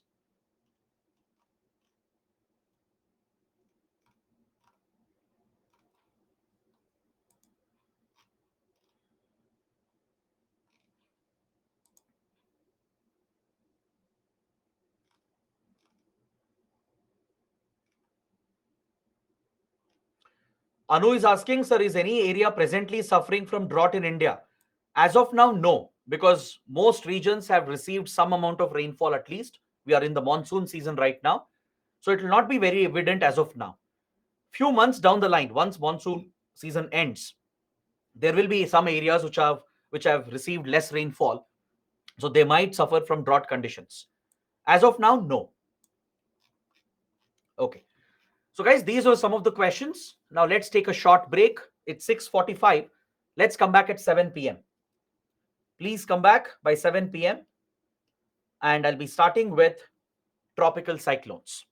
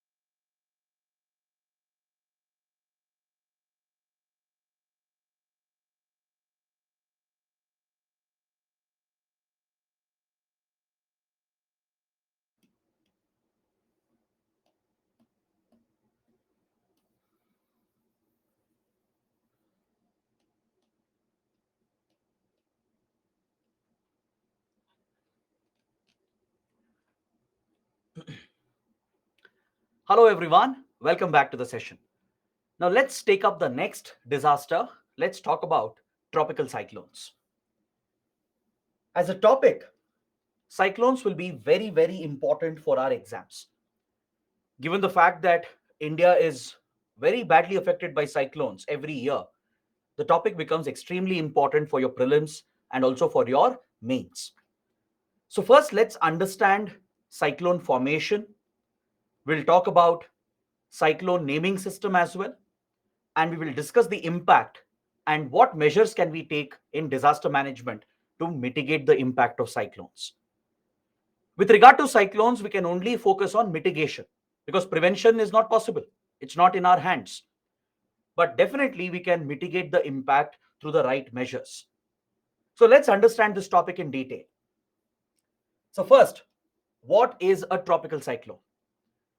A tropical cyclone is essentially a violent storm, which of course originates in open seas and oceans in the tropical areas, that is between the Tropic of Cancer and the Tropic of Capricorn. The cyclonic systems, or these violent circulating storms that form in the tropical zone, we refer to them as tropical cyclones. Similar cyclonic activity is seen in many parts of the world, not just in the Indian Ocean, in the Pacific, in the Atlantic as well. There are cyclonic systems that take root, but they are known by different names. So, the cyclonic system that originates in the Indian Ocean, that affects Bay of Bengal, Arabian Sea, western part of Indian Ocean, that is East Africa, these systems are known as cyclones or tropical cyclones. But the other cyclonic systems, they have different names. We'll look at it later. I'll show you a map where exactly they occur, what are the names through which they are known. So essentially, when we say cyclonic activity or a cyclonic system, it is a circulating violent storm system that originates over the seas or the oceans and it moves towards land. These cyclonic systems, they make landfall and they cause enormous destruction along the coastline. It is primarily the coastal areas and the regions right next to the coastal areas which are the most affected by the impact of cyclones. These cyclones, when they make landfall, when they strike the landmass, they generate very high speed winds in the range of 180 kilometers to all the way up to 250 kilometers per hour. Such strong high speed winds are generated which can uproot everything in its path, from trees to cars to electric poles and even the roofs of buildings. Everything can be uprooted by these powerful winds that are generated through a cyclone. It also brings torrential rainfall. Extremely heavy rainfall is received that causes a lot of destruction. Trees will be uprooted, buildings might collapse, landslides might be triggered, floods might be witnessed, including coastal flooding because of the storm surge. The storm surge pushes the sea water inland towards the land, and the sea water can flood the coastline, causing massive flooding and devastation across the coastal areas. So, cyclones, that's why they are feared, because they are devastating in their impact. It can cause large scale human suffering. There can be a lot of deaths, thousands and thousands of people might lose their lives, lots of injuries, very serious damage to property and infrastructure, destruction of agricultural crops, destruction of fishing boats and the whole fishing economy, and as well as damage to the coastal environment. So, tropical cyclones deserve our attention with regard to disaster management because of its impact. So, first, let's understand how exactly cyclones are formed. In order to witness a cyclonic formation, there are certain conditions that have to exist. For example, there should be a low pressure center that forms a depression. This is a basic necessity for a cyclonic system to take root. the Earth's Coriolis force generated because of Earth's rotation, right? This plays a role in the movement of the cyclone. Depending on the Coriolis force in the northern and southern hemisphere, it acts in different directions. The cyclonic system will circulate in an anti-clockwise direction in the northern hemisphere because of the Coriolis force. And since Coriolis force will have an opposite direction in southern hemisphere, the cyclones will rotate and they start moving in a clockwise direction. All right, these are some basic facts you have to remember for your prelims. So cyclones forming in northern hemisphere above the equator, they rotate in a anti-clockwise direction. Cyclones forming below the equator in the southern hemisphere, they rotate in a clockwise direction. And what is the force responsible for this rotation and the direction? It's the Coriolis force generated by the rotation of the Earth. Now, let me point out the favorable conditions that are necessary for the formation of this cyclonic system. First, I told you that you need a low pressure center, a depression to form, around which the cyclonic system will start forming. That is a basic necessity. But let's understand how the low pressure center is formed. What exactly causes the depression? How does the system build up? How does it accumulate so much rain bearing clouds? And how does it move towards land and strike the landmass eventually? So let's take a look. The first basic condition which is necessary, which has to be fulfilled for the formation of a depression and a low pressure center is that the sea surface temperature has to be sufficiently high in order to increase the rate of evaporation. There has to be constant evaporation which is happening at the sea surface so that there is a constant supply of water vapor. That is a constant supply of moisture to feed the cyclone. Cyclone is almost entirely dependent on this constant supply of moisture from the bottom. All right. So if moisture has to be constantly supplied to sustain and form the cyclonic system, you need sufficiently higher sea surface temperature. That's why cyclones will not form generally in cold seas and oceans.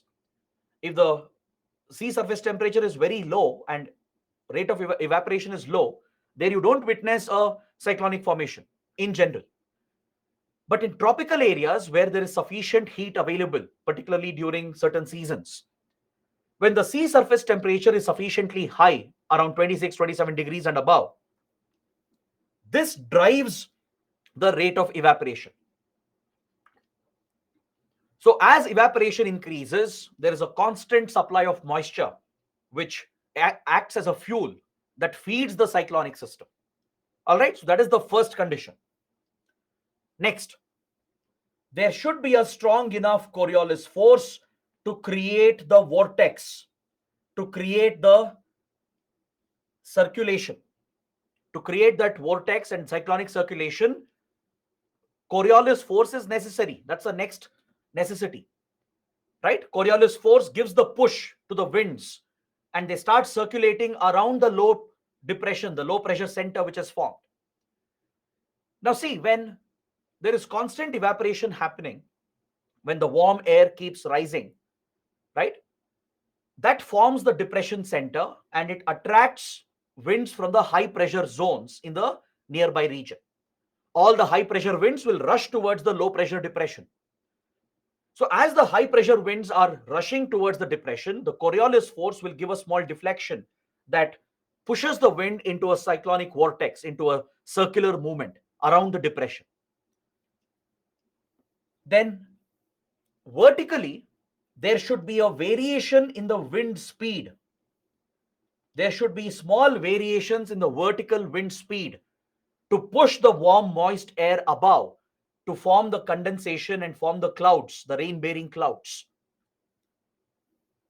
So pre-existing low pressure depression and the rushing of high pressure winds from other areas and the push given by the Coriolis force is what creates that vortex system. And the variation in the vertical wind shear will push up the warm, moist air.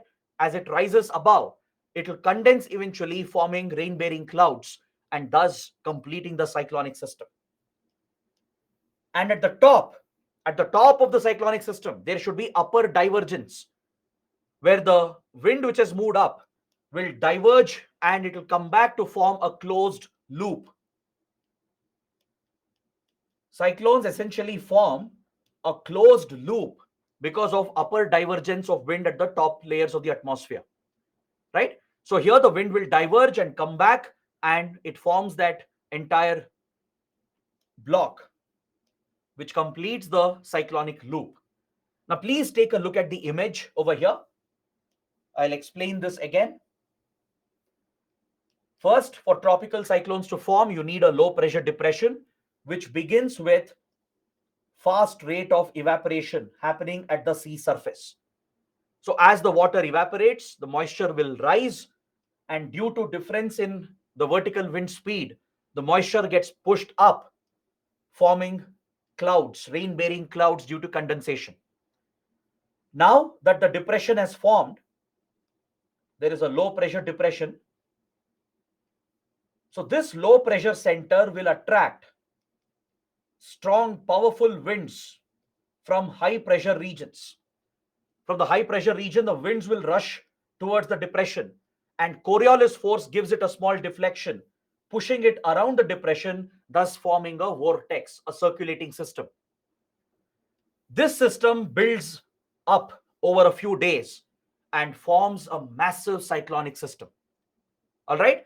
So constantly the supply of moisture has to be there. For the cyclone to survive, constantly there should be a supply of moisture which is keeping the system alive. And at the top, you have these dense clouds getting formed and strong winds circulating around the depression and upper divergence which is completing the loop. This is the basic essence of formation of cyclone. Just take a look at the cross section. This image depicts the cross section of a cyclone. You can see the low pressure depression. The center of the storm is called the eye of the storm. The eye of the storm is very calm. It's known for being very stable. If you're at the eye of the storm, you can't perceive or you can't feel the strong winds and the violent vortex which has been created around it, because the center is always a region of calm. But the moisture which is rising up is forming the dense rain bearing clouds. Then there is upper divergence at the top, which is pushing the winds back, forming a closed loop. And this system will sustain itself as long as there is moisture supply through evaporation. Is that clear? This is the basics of cyclonic formation. Now this vortex will start moving. It not only rotates around the depression, but it starts moving in open seas and oceans. So as it makes a path, it will eventually head towards a landmass. And when it strikes the landmass, that event is called landfall.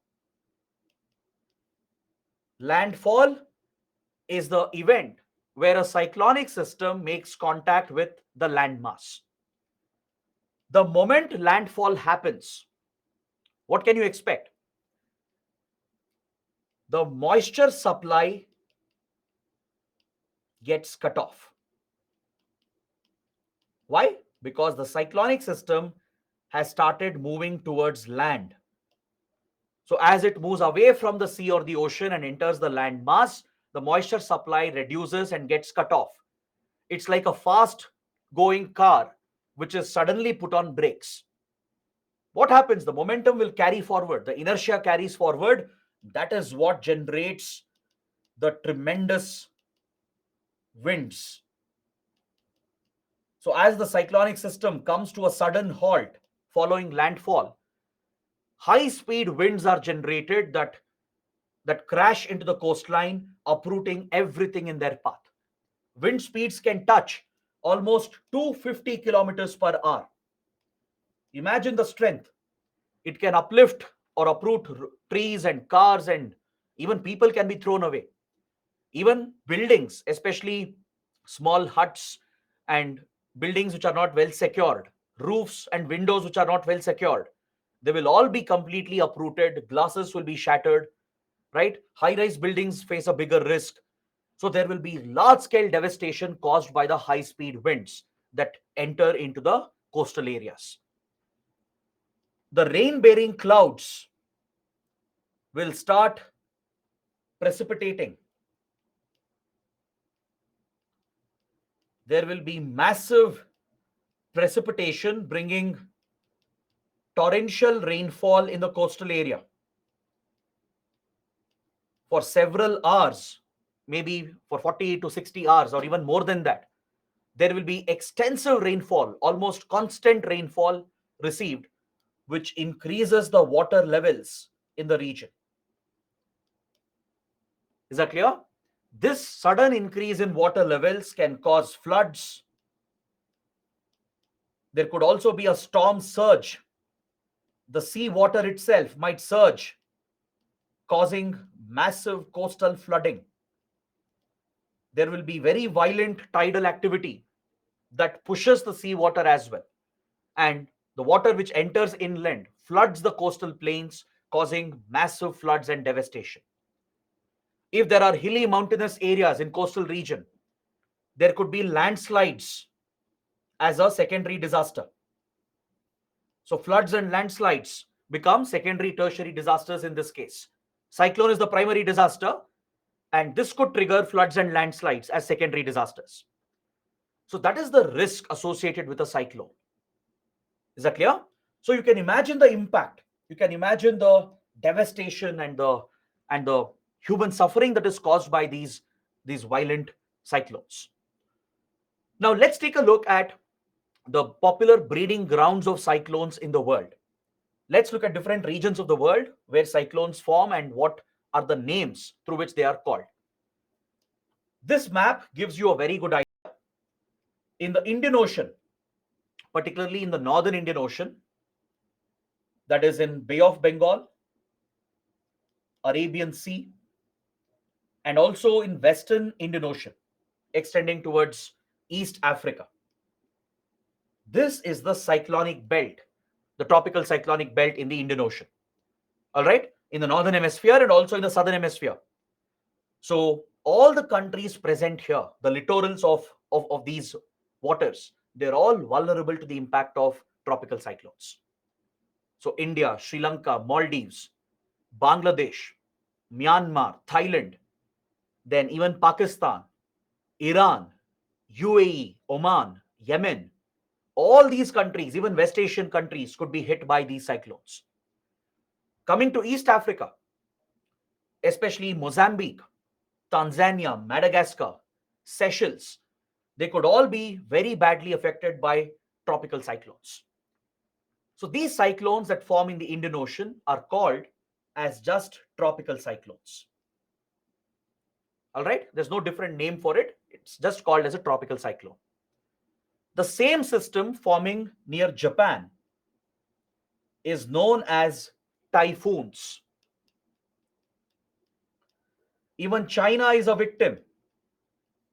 China, Japan, and the Korean Peninsula also is very badly affected by cyclones, where it's called as typhoons.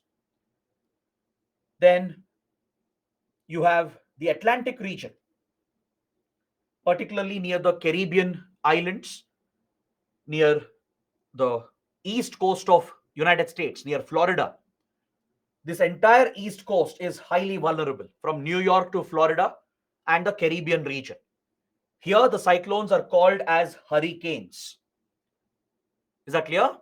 In North America, where cyclones form in the Atlantic and strikes the United States, the east coast of the US, it's called hurricanes. Florida especially is very badly affected almost every year. Then near Australia, Northwest Australia, here it is referred to as Willy Willy. These are the different names given to cyclones around the world. So, in the Caribbean region and east coast of North America, Southeast Asia, China, Japan, Korea, where we call it as typhoons, the Bay of Bengal and Arabian Sea, East Africa, including Madagascar, Mauritius, Mozambique, Tanzania, right? All these countries are also affected, where we just call it as tropical cyclones. So these are the popular breeding grounds for tropical cyclonic systems. There are few rare cyclones occurring in southern Atlantic as well. It's quite rare. On the west coast of US as well, towards Mexico and west coast of US, sometimes hurricanes occur, but it's very rare. But mostly it occurs in the Caribbean and east coast of North America, Indian Ocean, particularly northern Indian Ocean and East Africa, and parts of Asia, Southeast Asia, Japan, and China. All right. So this is where you witness the major cyclonic systems. Now, talking about its impact, let's list it out. As I mentioned, the landfall event, where the moisture supply reduces and gets cut off, it puts sudden brakes on the fast moving cyclonic system. So this inertia carries forward, generating high speed winds, massive rains, and storm surge, leading to flooding and even causing landslides, especially if there are slopy regions in the coastal area. It will cause landslides as well. So you can guess what is the impact. There will be loss of lives, injuries to human beings, large scale destruction of property. Houses could be uprooted and destroyed. Fishing boats could be destroyed. Coastal villages, fishing villages, they will bear the biggest impact. The fishing community, right? The cyclone will have an impact in the interior region as well. Even in the interiors, high speed winds and heavy rains can be witnessed that causes floods and landslides. There will be severe damage to critical infrastructure. Seaports can be damaged. Airports can be flooded. Usually in coastal areas, airports might be located right on the coastline. Cities, of course, along the coastline, there will be many urban centers which could witness massive flooding. So within cities, there will be a lot of urban flooding. Then power plants, especially nuclear power plants. On the coastline, nuclear power plants can also be present, or even thermal power plants. So they will suffer extensive damage. And the risk is that if a nuclear power plant fails, it might result in a nuclear accident. It might result in radiation leakage as well as a secondary disaster. Road and rail infrastructure can be completely destroyed. Power cables, mobile and internet connectivity. So this entire infrastructure will suffer very, very serious damage, thereby imposing a huge economic cost on the region. So obviously, this economic loss translates into social impact as well. Farmers will lose their crops. Their farmland will be flooded with saline sea water, thereby destroying the field for many years. For several years, the agricultural fields will become uncultivable because of the salinity that the seawater has brought in because of a storm surge. Standing crops could be destroyed. Cattle could be killed. So farmers will bear the impact along with fishermen, and all the poor and the weaker sections will bear the biggest impact, thereby driving social divisions and inequality. There will be large scale environmental damage. Critical ecosystems like mangroves, coral reefs, marine life, and aquatic life could also suffer. So, this is the devastating impact of cyclones. Is that clear? Now, what is India's vulnerability? How exposed is India towards cyclones? What are the recent cyclones we have witnessed? and what is the naming system, who came up with this, and what is the convention that is used to name cyclones. That is something we have to cover. If you look at cyclones in India, cyclones occur both in Bay of Bengal and as well as in the Arabian Sea. Essentially, across the northern Indian Ocean, cyclone formation is quite common. But comparatively, east coast of India, east coast of India was more vulnerable until recently. It was always considered that east coast of India is the most vulnerable with regard to the impact of tropical cyclones. And it was assumed that west coast is less vulnerable. And there's a reason for that. Because in Bay of Bengal, we witnessed more cyclones taking shape compared to Arabian Sea. Also, Bay of Bengal cyclones were more severe. They would turn into extreme severe cyclones, causing very severe extensive damage along the east coast of India. So Tamil Nadu, Puducherry, Andhra Pradesh, Odisha, West Bengal, they were the most affected. These cyclones of Bay of Bengal, they can curve to hit Bangladesh, Myanmar, and Thailand as well. Even Andaman Nicobar Islands was in the path. And traditionally in the west coast, in the Arabian Sea, number of cyclones were relatively less comparatively. And also the impact was less. Until few years ago, let's say until 20 years back, Arabian Sea cyclones were very few and most of them would be of a low intensity. And usually they wouldn't strike the west coast of India. They would recurve to move towards Pakistan or Iran or West Asia. They wouldn't head towards the west coast, striking the Indian coastline. But this trend is changing right in front of our eyes. In the last 10 to 15 years, we are witnessing a dramatic shift happening in the Indian Ocean with regard to cyclonic activity. We are witnessing more cyclones taking shape in the Arabian Sea, and they are achieving higher intensity and they are striking the west coast of India. In the last few years itself, we have seen devastating severe cyclones hitting Kerala, Gujarat, Maharashtra. Cyclone Biparjoy is the latest example. Just a few weeks ago, Gujarat and as well as Maharashtra were very badly hit by Cyclone Biparjoy. Few years back, we had Cyclone Okchi, which hit Kerala and caused massive devastation. Even Lakshadweep Islands was affected. Sri Lanka was affected. So what we are seeing is a changing trend. Bay of Bengal also witnesses more cyclones and high impact cyclones, but in Arabian Sea as well, we are witnessing more cyclonic activity in the last few years. So let's look at the vulnerability map and let's understand the reasons behind the formation of cyclones in Bay of Bengal and Arabian Sea.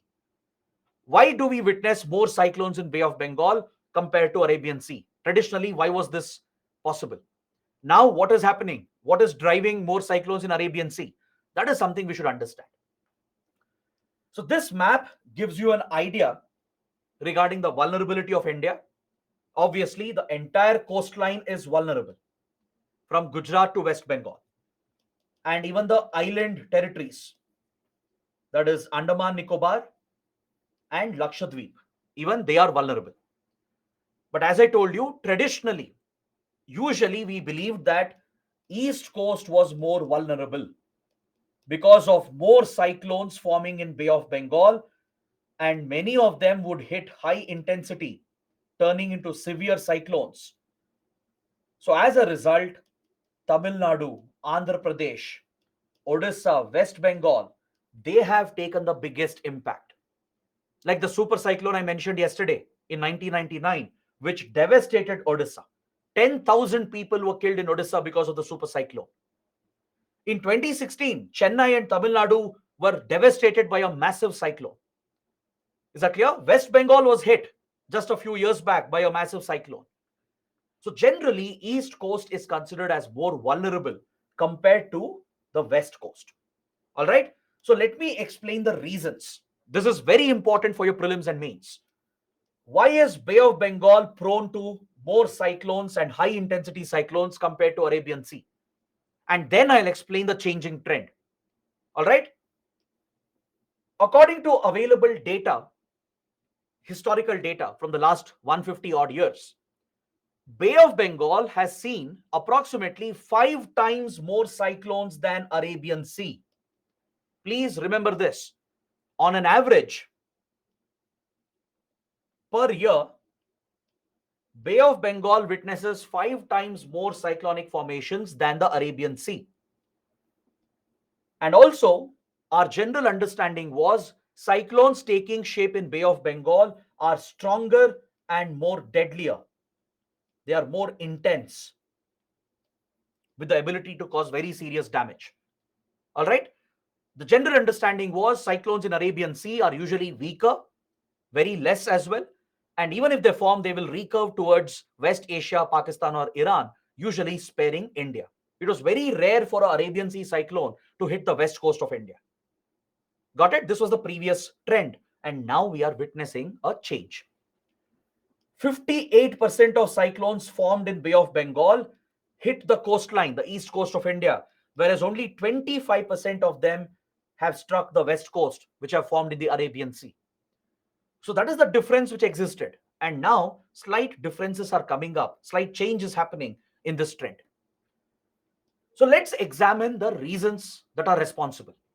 Of course, there has to be some geographical explanation which explains why Bay of Bengal witnesses more cyclones and high intensity cyclones compared to Arabian Sea. Now, before I explain the reasons, can you guys tell me the cyclonic season in India? Can you guys mention the months in India when we witness cyclones? Anyone give the answer? June, May and June. Okay, very good. Apart from May and June, is there any other season? September, very good. November to December as well, very good. There are 3 seasons, but in particular, right, in 3 phases, we witness cyclonic activity in the Indian Ocean. One is pre-monsoon. You can write this down. Before the monsoons arrive in the month of June, during May to June, and sometimes in April as well, we witness cyclones, especially in Bay of Bengal. April, May, sometimes to the first week of June, that is before the arrival of monsoons. All right. This 50 to 60-day period is a high intensity cyclonic period, especially in Bay of Bengal. Then during monsoon, September to October, even then we witness cyclonic activity. It's very rare that it becomes a severe cyclone, but it has happened in the past. Then after the monsoon, post monsoon, November to sometimes January, usually November and December, but sometimes rarely January as well. This is the cyclonic period. All right. Now, with this understanding, let's look at the differences between Bay of Bengal and Arabian Sea. That way, you will understand why Bay of Bengal witnesses more cyclones and high intensity cyclones. The first reason is the temperature difference. Please write down these points. The first reason is the difference in the temperature. All right. Bay of Bengal is warmer compared to the Arabian Sea. It's a very, very important point. Since Bay of Bengal is warmer, the sea surface temperature is higher, rate of evaporation will be higher. Please understand the link. Bay of Bengal has higher surface temperature compared to Arabian Sea, meaning the rate of evaporation is faster in Bay of Bengal compared to Arabian Sea. So as evaporation is more, there is more moisture available to feed the cyclone and to form the low pressure depression. That's a key difference. Next, the sea surface temperature difference and the humidity levels. of course, plays a direct role here. So you have to understand why Bay of Bengal has more temperature compared to Arabian Sea. Is there any reason behind it? One reason is that Bay of Bengal receives more fresh water flow from the east flowing rivers of India. Is that clear? Most of the rivers in India are east flowing rivers. I'm sure you would have studied this in geography, be it Brahmaputra, the Ganga, many South Indian rivers as well. They're all east flowing. So there is a higher flow of fresh water, which is warm water. So as a result, it prevents the mixing up of warm water with cold water. Since constantly warm water is coming through the rivers, the east flowing rivers, at the top you always find a warm layer of water. It prevents the mixing of the colder water and warm water from below. And as a result, the sea surface temperature remains higher. The warm water remains higher. Is that clear? The cold water is more dense. It is found at the bottom, right? The warm water which is coming in, which will eventually mix to moderate the temperature, and the temperature will go down. But since east flowing rivers of India are constantly bringing fresh water, fresh warm water, the mixing of warm and cold water gets disrupted. And at the top, you'll find more warm water, which increases the sea surface temperature. Clear? And also, Bay of Bengal receives more rainfall, meaning more fresh water, which is warmer, and thus the sea surface temperature is higher. Compared to that, in the Arabian Sea, right, the west flowing rivers of India are very few and very small as well. We do have west flowing rivers in Goa, Maharashtra, Karnataka, Gujarat, Kerala, right? But the number of rivers are lesser and the volume of water they bring is also less. So the amount of fresh warm water mixing with cold water in Arabian Sea is less. So warm water gets mixed up easily and the temperature goes down in the Arabian Sea. This is why the temperature difference and humidity difference exists. Towards the east coast, there is more humidity. Towards Bay of Bengal, more humidity because of more evaporation and more moisture in the atmosphere. All right. This is related to higher rainfall received here and the constant fresh inflow of warm water. All right. Whereas this is relatively less towards the Arabian Sea. And as a result, warm water gets easily mixed with cold water. The temperature goes down, thereby eliminating one of the favorable conditions for formation of a cyclone. The other important factor is that Arabian Sea receives very strong winds, which dissipates the heat and also breaks up any cyclonic activity. Compared to Bay of Bengal, Arabian Sea tends to receive stronger winds. This dissipates the heat, moderates the heat at the sea surface temperature. So all these factors are responsible for the difference in sea surface temperature and humidity levels. Then there are other factors as well. The absence of a large land mass between the Pacific Ocean and the Bay of Bengal. If you look at the map, you will notice that there is only one small land mass that divides Bay of Bengal from Gulf of Thailand, South China Sea, and the Pacific. It's the country of Thailand. Thailand is the only divide. That too, Thailand becomes very narrow. There's a very narrow strip of land mass that is bifurcating Bay of Bengal from South China Sea. So cyclones that form in the Pacific near Philippines and in South China Sea, these systems transport themselves. They get pushed over Thailand and crosses over into Bay of Bengal. The export of cyclones from the Pacific to Bay of Bengal brings extra regional cyclonic systems, which also contributes to more cyclones in Bay of Bengal. Is that clear? So all these factors are responsible. It's a combination of them. It's not just one reason. Now, we are witnessing a change taking place in this pattern. Until recently, we always saw that Bay of Bengal was witnessing more cyclones. Correct? And it was suffering from more high intensity cyclones. That is why we always believed that east coast of India is more vulnerable. Comparatively, number of cyclones were less in Arabian Sea, intensity was also less. Even if they formed, they usually recurved to hit West Asia or Iran or Pakistan and not west coast of India. But this trend is changing.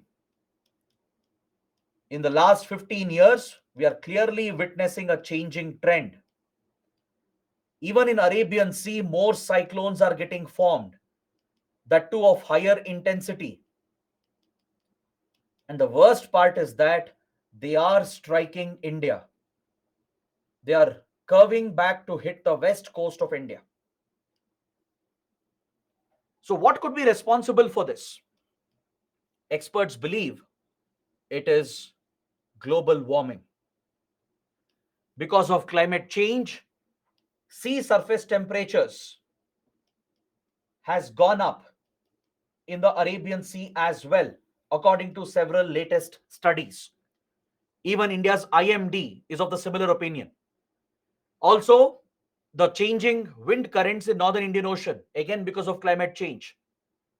These factors are contributing to more evaporation in the Arabian Sea, contributing to more intense cyclones and more number of cyclones, which are curving to strike the west coast of India. So that's why Gujarat, Maharashtra, Goa, Karnataka, Kerala, even they are becoming vulnerable in the last few years. Is that clear? Even now, Bay of Bengal is the most vulnerable. All right. But vulnerability towards west coast is also increasing because of the rising sea surface temperature in the Arabian Sea. So you have to be mindful of this development. It's a development we are witnessing in the last 10 to 15 years. Now, before we talk about cyclone risk management, why don't we discuss the naming system? First, I would like to talk about the naming system for cyclones. And after that, we'll discuss disaster management for cyclones. The first question is, why should a cyclone be given a name? Why give a name to a cyclone? What's the need? We don't name floods. We don't give a name to an earthquake. Then why are we giving names to a cyclone? Can anyone tell me? Any idea? Does anyone know why cyclones are given names? Femina says to alert the people. Okay. Labdi says to check the pattern. I think he means to study the cyclone. Okay. Good. You guys are almost right. See, until few years back, cyclones were not given names. They were assigned very complex numbers. Meteorologists, scientists, researchers who study cyclones, who keep track of cyclonic systems, they used to give these complicated names. An alphanumeric name would be given, which was very hard to remember, right? So even if alerts are given by using that alphanumeric code, people can't associate with it. I'm sure you would have seen this during COVID-19 pandemic. When different variants came up of COVID-19, of SARS coronavirus 2, initially the genome sequence was used as a name, it was a number which was assigned, and people found it hard to remember that. And then WHO came out with a naming system and gave simpler names like alpha variant, delta variant, omicron variant. When such easy names are given, it's easy to remember, easy to communicate, easy for the common man to understand, easy for the media and the government to spread the message.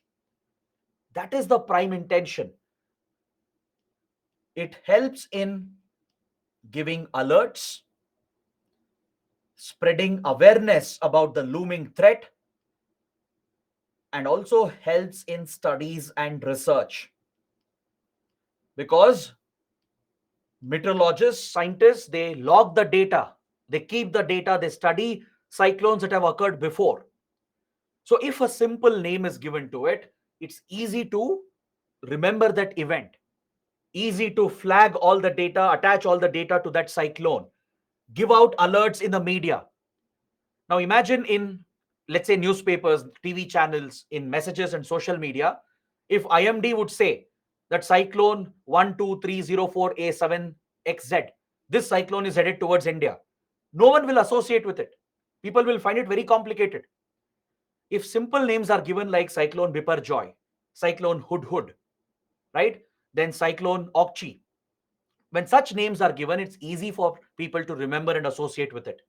Becomes easy for the media, for the government to spread alerts and spread awareness, and helps researchers as well to document the data for historical studies.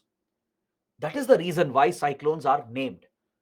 So the World Meteorological Organization has come out with a naming convention.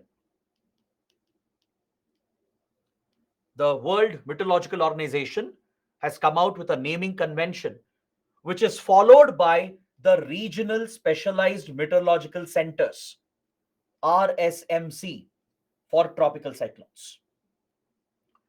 So around the world, there are different RSMCs which look after different zones where cyclonic activity is witnessed. For example, to monitor all cyclones in northern Indian Ocean, the RSMC is located in New Delhi, which is operated by our IMD. So India's IMD is the nodal agency for tracking all cyclones in northern Indian Ocean and to give alerts to all the countries in northern Indian Ocean. So IMD not only tracks the cyclones and gives alerts to Indian authorities, it will alert other countries like Bangladesh, Myanmar, Sri Lanka, even Pakistan. When cyclone Biparjoy occurred a few weeks back, IMD issued alerts and India passed on the alerts to Pakistan as well. Is that clear? Because we are the designated nodal agency. The Regional Specialized Meteorological Center is in New Delhi, where IMD operates the center, and we are responsible for tracking all cyclones and giving alerts to all the countries in northern Indian Ocean. Similarly, there are other regional specialized meteorological centers. We have one in Mauritius and French Reunion. It's a French territory, La Reunion, next to Mauritius. So there you have a RSMC for southern and western part of Indian Ocean.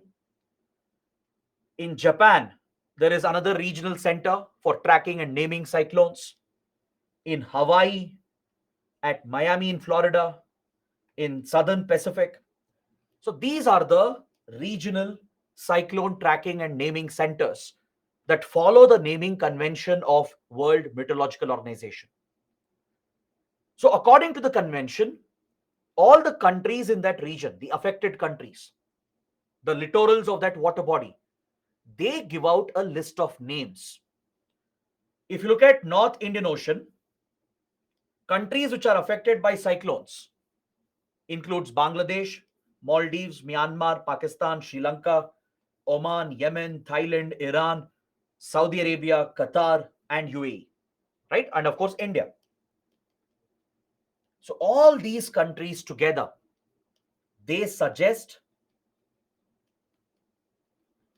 a list of names. Each country gives around 8 to 10 names usually. All right. It's like a repository. And the names they choose will be very simple because it could be in different languages. A name given by Iran should be understandable in India as well. Name given by Myanmar should be understandable in Sri Lanka. So every country puts a lot of thought into it. They choose very simple sounding names with a simple meaning, and they choose it usually from their local languages. So you have a pool of names that are created, and one by one, the names are chosen by the regional center. They go in alphabetical order. They would have arranged the names in alphabetical order, and they go one by one, naming all the cyclones using the names suggested by the countries present in that region. Understood? So that is the way in which cyclones are named. So there is a global naming convention laid out by WMO. It's followed by the regional specialized meteorological centers, and accordingly the names are assigned. So names are suggested by all these countries. So the list is maintained, and one name after the other is picked in an order to assign them to the next cyclone. Is that clear? Now, coming to disaster management of cyclones, how do we deal with it? How can we reduce disaster risk? Very simple. Since you have understood floods, this will be very easy and simple. We can quickly go through this. First and foremost, come out with effective early warning forecasting systems.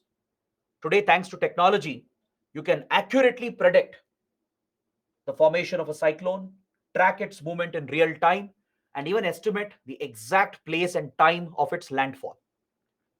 Is that clear? Through satellites, Doppler radars, and various other meteorological sensors, we can capture real time data, track the formation of a depression, a low pressure center, and monitor the system in real time if it turns into a major cyclonic system. And accordingly, names are assigned to it. A name is given to it, and then it is categorized as a severe cyclone, extremely severe cyclone. So different categories are there under which the cyclone is placed based on the threat, and the exact path also is calculated. The approximate path it's going to take will be calculated, and the landfall is also identified. The place and the time is brought out, and the alerts are immediately issued to all authorities, to the central government, state, district authorities, the people, the media. Everyone is informed about the alert through IMD. IMD is the nodal agency for early warning for cyclones as well. Is that clear? Then, of course, risk analysis is also important to identify vulnerability, to identify exposure, which district, which villages are more exposed and more vulnerable. Thorough risk analysis has to be done through scientific assessments. This is all in pre-disaster planning and preparedness. And then you start taking proactive measures, flood control measures, as we discussed previously. Create flood barriers, right? In coastal areas, especially, barriers, retention walls can be set up. Japan has done this. Japan, which is a very big victim of typhoons, right? It has created barrier systems that can hold the coastal flood back. It can hold some of the storm surge back, thus preventing or at least reducing the impact of coastal flooding. You can divert that water, protect and conserve the natural buffers like tree cover, mangrove cover, wetlands. If you protect these natural buffers, they act like a cushion which absorbs the impact. If the coastline has tall trees, especially coconut trees and strong trees, they can cut the wind speed. They can withhold some of the wind speed. That's a natural barrier you're creating. Mangrove forests found in wetland areas, coastal wetlands, in backwaters, estuaries, they play a critical role in cutting the impact of a cyclone and even a tsunami. Mangroves can cut the speed of the wind and the floods. The speed of wind, the speed of floods can be cut through tree cover, mangroves, and wetlands. Wetlands can act like a sink, absorbing the excess water, right? So if you conserve and protect your natural buffers, it automatically mitigates the impact. All right? Then, zonation standards, that is zoning, in order to implement land use planning. How will the land be used?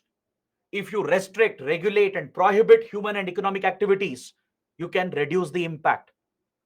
Have you heard of CRZ rules?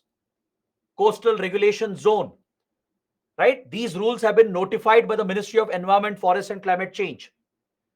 So along the coastline, for few meters, human activities, construction, industrial activities, mining is restricted or prohibited or regulated. Through such implementation of zoning standards, you can reduce human presence of infrastructure and buildings in coastal areas. The CRZ rules mandates that within a certain distance of the coastline, You can't have any hotels and resorts. You can't have large industries or mining projects. You can't have large infrastructure projects taken up within this specified coastal regulation area. So different zones are identified with different regulatory and prohibitory standards that restricts human activity, economic activity, and construction. So even if the disaster happens, the impact will be less if you follow the zonation standards. Then you can suggest all the other measures like livelihood planning, cyclone shelters, very, very important for evacuations. Then well designed, engineered structures which are strong enough to withhold the impact of the wind and the rains, and overall capacity building through awareness, training, then even mock drills, mock exercises to train the people. All these measures are very critical. You have to create alternate livelihood, especially for fishermen and farmers. If fishing boats and villages are destroyed, what will the fishermen do? If agricultural fields are flooded with salt water, what will the farmers do? So, some livelihood planning has to be put in place, alternate income has to be created. Cyclone shelters is a very important structural measure. So, all across the vulnerable coastline, you can build these large community centers. During a regular time, you can use it as a school or as a community hall for events and functions and etc., right? Or as a government office space. But the same building can be turned into a shelter during these hazards. So cyclone shelter also acts as a tsunami shelter, right? The same infrastructure, the same measures will help for tsunami as well. So cyclone shelters that you create, it has to be in a slightly higher area where waters will not reach easily. You can't build the shelter in a low lying area, right? So once you build these large community centers where thousands of people can be accommodated, the district authorities will quickly act to evacuate the people from the coastal areas. Is that clear? Then all across the coastline, alerts have to be sent. So this has to be sent through media, social media, messages to mobile phones. All mobile phones in the region can be sent a SMS blast. You can also install sirens and hooters, which will go off, immediately alerting all the people along the coastline. India has actually put in place this system. After the 2004 Indian Ocean tsunami, right? And following repeated cyclones, India has created an alert system along the coastline, especially East Coast. Along vulnerable districts, there are sirens and hooters that are installed, which will go off immediately as soon as the alert is raised by IMD. All right, the district authorities will swing into action. The district collector, the whole administration, the police force, they will all swing into action. They will go from village to village, advising people to leave immediately or to secure any loose items and loose materials which will not fly off when the cyclone makes landfall. So they will take the people, evacuate them to the shelters, accommodate them for a few days, give them food, any other support, medicines needed, and then they can come back to their normal life. This is a basic measure. Today, NDMA, along with other authorities, are sending SMS blasts as well. Some of you might have received messages regarding forest fires, landslides, or cyclones. Right? This is a system we are putting in place and it's becoming very, very effective. That's why today a cyclone has very less death count in India. Look at the cyclones in the last 10, 15 years. Death count is in single digit or maximum is it's in lower double digit. In 1999, the super cyclone in Odisha killed 10,000 people. Look at the difference. This is the tremendous success that India has achieved because of its disaster management. The Disaster Management Act, the institutions that were created, the NDMA, NDRF, our investments in early warning and forecasting, our preparedness, the training that we have done, the mock drills we have carried out regularly, this has spread awareness amongst the people. Now, people know in the coastal areas what to do if the sirens go off or if they receive a message, right? They don't wait for officials to come for them. They themselves will evacuate, move to higher reaches, and try to reach the cyclone shelters. So, this is the effective system India has put in place. That is the reason why we have brought down the impact of cyclones, at least with regard to loss of lives. Is that clear? But loss to infrastructure, property is still there. Loss to environment is also there, right? So that is where we can strengthen our infrastructure as well. We can make our infrastructure more resilient through proper structural measures. When we are building these projects, you have to incorporate them into the design, right? Through better engineering, better architecture, you can create stronger facilities and infrastructure projects which can withstand the impact of tropical cyclones. Please don't forget, India has some critical facilities located on the east coast. We have Sriharikota, our space center for launching India's satellites and rockets, right? Then we have nuclear power plants, Kalpakam, Kundankulam in Tamil Nadu. Then we have major naval bases like Vishakhapatnam and many other naval bases. That's in Vishakhapatnam, we have our nuclear submarines. Then near Balsor, you have APJ Abdul Kalam Island, which is a DRDO missile testing facility. All these are critical facilities of India. We have major ports, right? Paradeep, Kolkata, Haldia, Vishakhapatnam, Chennai, Tuticorin. All these are major ports of India. They could all suffer extensive damage. We also have cities like Chennai and others, right? So it's very important to make our infrastructure resilient to withstand the impact of these disasters. Because we know every year there will be cyclones. Particularly in Bay of Bengal, East Coast will be hit by at least 3-4 severe intensity cyclones. So we have to plan in the long term, create resilient infrastructure. All right. And of course, during disaster, you provide very efficient relief through search and rescue operations. So the Navy, Coast Guard, NDRF, SDRF, they all play a role in searching for people, rescuing them. There could be boats which are stranded in the sea. They may have to be evacuated by the Navy and Coast Guard. There could be people caught in floods and landslides. They will have to be rescued. So the armed forces, Navy and Coast Guard especially, Indian Air Force play a critical role. Specialized disaster response forces like NDRF, SDRF play a very important role. And once the disaster ends, you focus on your long-term recovery. You focus on long-term reconstruction, rehabilitation of the people. You try to rebuild the damaged infrastructure, right? So that should be a constant effort in order to make the region resilient, to reduce the disaster risk by reducing vulnerability and exposure. Clear? So India has launched the National Cyclone Risk Mitigation Project. It's a flagship program of the government of India to reduce our vulnerability with regard to cyclones. The focus of this initiative is on early warning dissemination systems, the alert systems. I was talking about installing sirens, hooters, sending a SMS blast, right? These systems are being put in place under this project. Increasing the capacity of local communities to respond. You can't expect local communities, villages to wait for state forces and central forces to come. They might take a lot of time. So you have to strengthen your local communities at the village level. The fishing community, the coastal villages, they have to be trained. You should give them adequate training too. They should know what to do when alerts are given, right? They have to stop all fishing activity. Any boats which have already gone out, they have to come back. They have to secure all the loose material, and they have to move to higher places and try and reach cyclone shelters. So community-driven initiatives are important.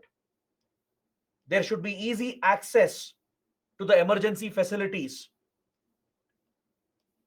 And the focus is on mainstreaming these risk mitigation measures. So this is the Cyclone Risk Mitigation Project of India, through which we have reduced vulnerability and exposure, thereby reducing disaster risk associated with cyclones. This is a very big achievement for India. India has done quite well when it comes to cyclone management. Is that clear? So this completes my detailed discussion on tropical cyclones. Please let me know if you have any questions, any doubts. I'll answer them. And we still have 20 minutes in which time we can talk about the next disaster, that is a cloud burst.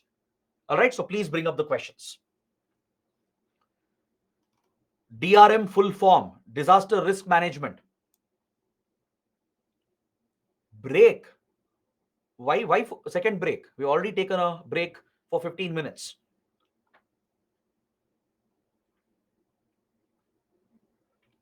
Vijay is asking, can't we construct dams on Eastern River? Of course, we have constructed dams on Eastern rivers to provide for irrigation, drinking water. We have built many dams on Eastern rivers. Yashwant is asking, so please explain the changing trend in Arabian Sea. See, the changing trend in Arabian Sea is that in the last 10-15 years, we have noticed more cyclones taking shape in Arabian Sea compared to before. And also some of them are becoming very intense cyclonic storms. The reason behind it is the higher sea surface temperature in the Arabian Sea in the last few years. And experts believe that this is a result of global warming. Climate change, global warming is driving higher sea surface temperatures, thus increasing such extreme weather events.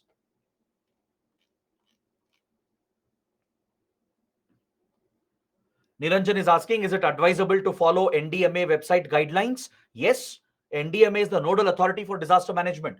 So please take a look at NDMA's website. Take a look at the guidelines given by NDMA as well for every disaster. It will help you in your answer writing.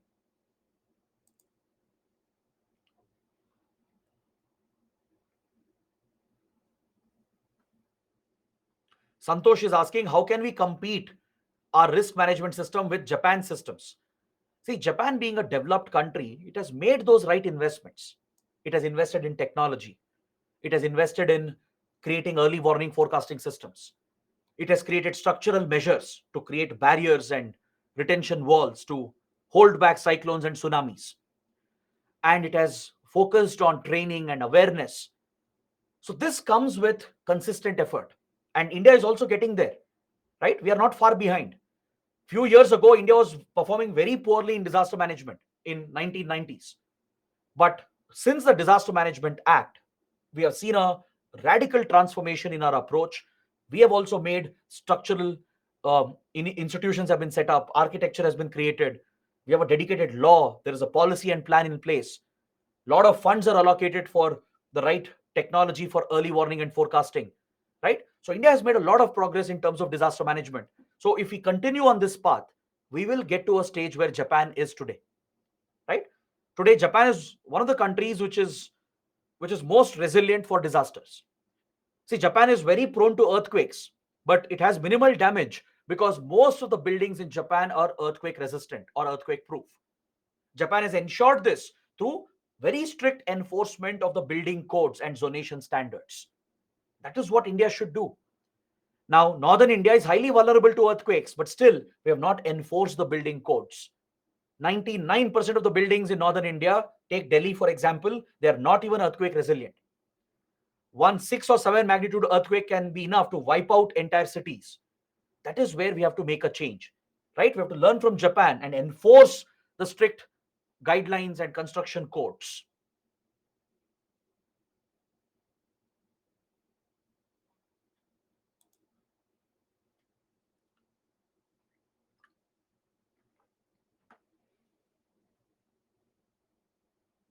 Prabha is asking, apart from warm water from rivers, is there any minerals responsible for warm temperature in Bay of Bengal? No. Minerals will not contribute to it. It's mainly the constant flow of warm water throughout the year, right? Which increases the sea surface temperature in Bay of Bengal. It will not mix with cold water properly because constantly throughout the year, 365 days, there is warm water coming in through our eastern rivers.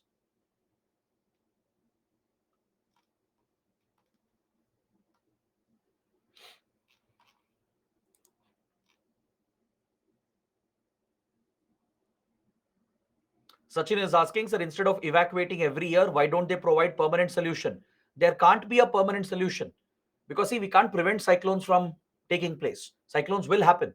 They will strike with very severe intensity. Only option is to evacuate, right? Even tsunamis, you have to evacuate the people to higher reaches.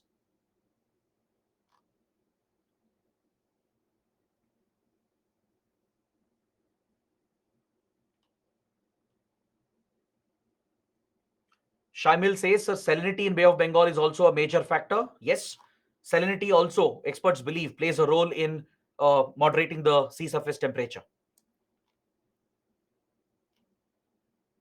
Sir, can we expect a question on comparison of our system with Japan's? Yes, why not? Definitely. There could be a question asking you to compare India's disaster management systems with that of Japan. Just basic awareness is enough. You will study India's disaster management architecture, right? You will have a fair idea, a broad idea about Japan's policy and systems. So you can bring out the comparison. Labdi is asking which engineered structure for cyclones for risk management. When we say engineered structure, we are referring to better architecture, better design, better engineering of a building. Like when houses are built, right? Instead of building kacha houses, build pakka houses. Use concrete roofs instead of tin roofs, because during high speed winds, tin roofs will be blown off, but concrete roofs and concrete structures can withstand. When roads are built, when power lines are laid, when mobile internet cables are laid, right? You design properly, use better architecture, better engineering to make them resilient. That's what we meant by engineered structures.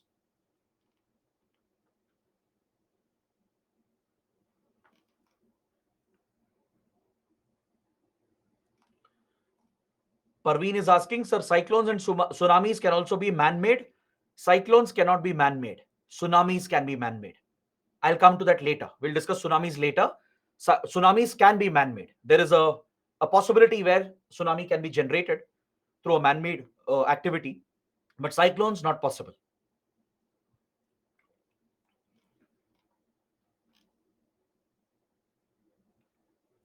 Nikki is asking CRZ rules. CRZ stands for Coastal Regulation Zone Guidelines.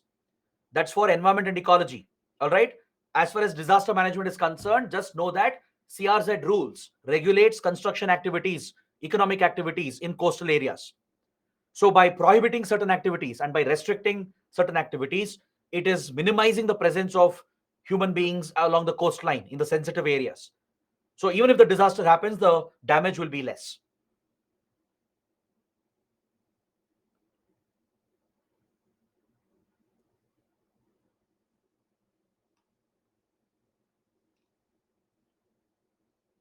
Can floods be man-made? Yes, floods can also be man-made due to negligence. If a dam is not properly operated, right, and if there is an accident, if the dam breaks, that's a man-made flood. Or if there is a terror attack, or during wars, we saw that happening in Ukraine just few weeks back. A very important dam in Ukraine was targeted, most likely by Russian forces. This dam breach caused massive floods in Ukraine and affected many, many places. Right? Please read about it. So floods can be man-made.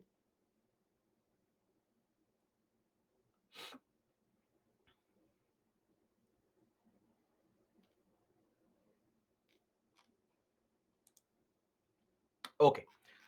Now let's take up the next topic.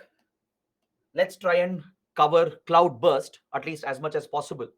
All right, and we can stop after that. What is a cloud burst and how does it affect us? A cloud burst is a condition, it's a hazard where you witness a massive amount of rainfall occurring in a short time period in a small region. This is called a cloud burst. All right, when there is extreme rainfall, way above normal, that too in a small region in a small time period. Now, if a region receives rainfall worth 60 hours of rain in just 2 hours, such events are cloudburst events, where an entire rain bearing cloud system would have precipitated very quickly, bringing all the water down, and this can cause flash floods. It can trigger flash floods and also landslides. So cloud burst is the primary hazard, causing secondary, tertiary hazards like flash floods and landslides. So it's an event where an extreme amount of rainfall is received in a small region in a small period of time, in a short period of time. So very quickly, large volume of water is dumped by the cloud system, and especially if it happens in a hilly mountainous area. Usually cloudbursts occur in hilly mountainous regions. For example, in the Himalayan belt, it can occur in Western Ghats as well. Even though it's rare, it can occur in Western Ghats as well. But it's more common towards the Himalayan region. All right? From Himachal Pradesh to Uttarakhand, Sikkim, Arunachal Pradesh, they're all highly prone to cloudburst events, including few other parts of India. Few western areas in Western Ghats, few areas in Western Ghats, few pockets in Northeast India, and interestingly, few pockets in Rajasthan and Gujarat as well. All right. So these events, which bring heavy rainfall, it dumps a large volume of water in a small region in a short period of time. So there is a sudden excess flow of water, right? The carrying capacity of all water bodies will be breached. The river channels, the lakes, they won't be able to hold the water back, and the water will spill out in an instantaneous manner, causing massive floods in the downstream area. Such sudden, unexpected flooding is called a flash flood. It happens within seconds or minutes. The reaction time available is very less. Is that clear? In cases of extreme rainfall causing floods regularly, you get some notice, at least maybe few hours notice, or at least 1 or 2 days notice. In case of cloudburst and flash floods, the notice is maybe seconds or minutes, maybe 1 hour, not more than that. So water will gush down the stream, causing massive flooding in the downstream areas. The mechanism involved here is that when rain bearing clouds, they are pushed up a mountainous surface, a hilly surface, right, from the windward side towards the leeward side. These rain bearing clouds, they rise up, right? They keep rising up the hilly slopey surface, and as they reach the top, they precipitate. This is how the windward side receives rainfall, whereas the leeward side becomes a rain shadow region. So as these cloud systems, rain bearing cloud systems, are rising up under ideal conditions of temperature, pressure, they can condense and precipitate very quickly at very short notice, dumping this entire water in one go in a small region.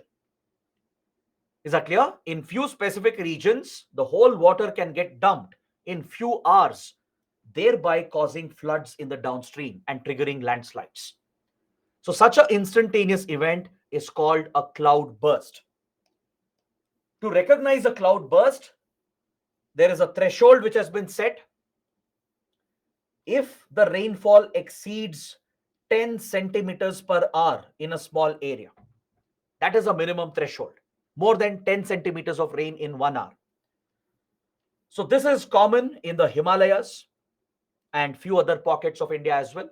But most vulnerable would be Himachal Pradesh, Uttarakhand, Sikkim, and Arunachal Pradesh. All right. The cloud systems that move up the land mass, as they reach the windward side and the top of the windward side, they could precipitate suddenly, bringing this massive rainfall, particularly in the mountainous regions. So what will happen? It will cause floods and landslides, right? It will cause flash floods and landslides. I think after this, you know the impact. You know what happens when there is a flash flood. There will be loss of life, damage to property, damage to infrastructure, damage to environment. And of course, it results in socio-economic loss as well. So once you understand few disasters, it becomes very easy going forward. the impact, and even the disaster management approach. You can easily understand and explain that. Such flash floods can cause heavy siltation of rivers because of the massive movement and deposition of sediments. When such a large volume of water is flowing at such a fast rate, it picks up all the silt and sediment, pushes it down, and all the dirt, the rock material, sediments will all get deposited in the rivers, causing long term ecological damage. So, that is why cloud bursts have to be considered as a major disaster. Thanks to forecasting technology, it is possible to provide early warning and forecasting.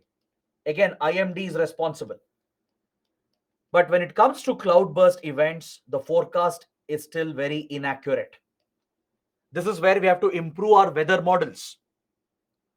Our weather forecasting models have to be made more accurate by deploying better technology, by using supercomputers, AI algorithms, satellite data, right? We have to pinpoint potential cloudburst events before they occur, at least few hours before they can happen. So if alerts are given, we can carry out timely evacuation in the downstream area. So this has to be a priority in disaster risk reduction. As of now, we have early warning forecasting, but it's very inaccurate. IMD is not able to pinpoint every single cloudburst accurately. So with better investment in technology, we should be able to get to a stage where we can even anticipate cloudbursts. And then, of course, the measures are exactly the same. It's not different. Whatever you do for floods and landslides, it's the same measures, right? You try to implement non-structural measures like zoning standards. You bring out strict rules and guidelines and bylaws, enforce the zoning standards to ensure that land use planning is efficiently done, prevent human habitation, prevent hotels, prevent towns and cities coming up in the plain areas, regulate the way in which land is used through zoning standards, enforce the laws strictly. That is a non-structural measure, right? Any measure which is not related to structure or building, that's a non-structural measure. Structural measures include building dams, embankments, creating diversion for flood water, creating retention walls. These are structural measures. Then you improve your rescue, your emergency relief, carry out effective search and rescue, and then, of course, provide long term rehabilitation and reconstruction. So, here as well, focusing on the local community is very important. In fact, this is the case for every disaster. Be it any disaster, empowering the local community is critical to build resilience within the community. All right? You build resilience through capacity building. You enhance the capacity of the local community. Now, how do you do that? You can do that through better awareness, through regular training programs, through mock drills, and by providing the required resources to the local community. That is how you empower the local community to take charge in times of disaster without waiting for government officials, rescue forces, without wasting any time. If local community can respond on its own, that is when we build true resilience against disasters. This is what will help in disaster risk reduction. This is the focus of Sendai framework as well, to empower the local community. So the central government, the state government, district authorities, they have to spread that awareness, conduct regular training at the local level, conduct mock exercises and drills, and provide them with the required resources. That is called capacity building. You build the capacity of your local community. So if your local community is empowered, they can act on their own during times of disasters and save precious lives and also minimize damage to infrastructure and property. All right. So cloudburst causes floods and landslides. So if you understand the phenomena, and the measures needed, it's enough. And the places vulnerable in India, especially Himachal Pradesh, Uttarakhand, even Sikkim to an extent, and Arunachal Pradesh. All right. So that is enough for today. We have covered a number of important topics. So let's wrap up the session. Let's look at any pending questions. And after that, we can close for today.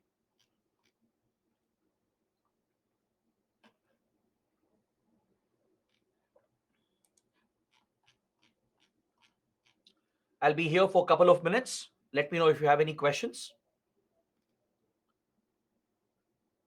Aditya is asking, does any developed country has the technology to predict cloud bursts? The United States and even few European countries, right? They are having advanced resources with them. Uh, they rely on very accurate satellite data, which they run through AI-based supercomputers that crunches the weather model and gives very accurate estimates.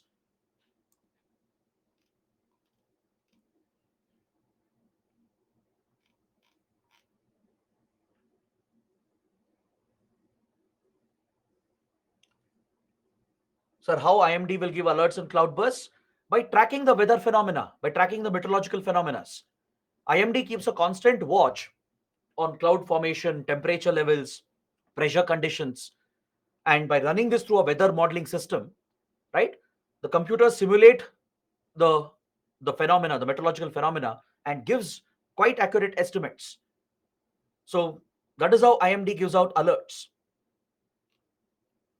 Sir, what is non-structural measure? Any measure not related to construction of something or building of something. That is non-structural.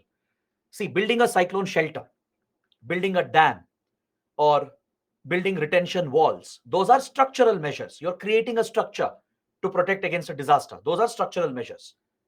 So anything that's not related to a structure is non-structural. Your regulations, guidelines, bylaws, building codes, construction standards, right? All such measures are non-structural.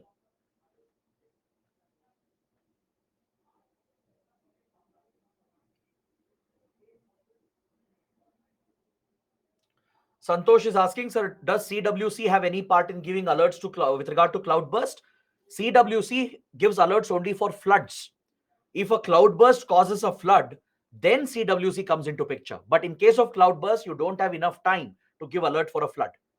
You can anticipate a cloudburst, but after it has happened, there is no time left to give out a alert for floods. But CWC is responsible for floods. IMD is responsible for all meteorological events. Main cause for cloudburst, it's a natural geographical phenomena. It's a natural meteorological phenomena.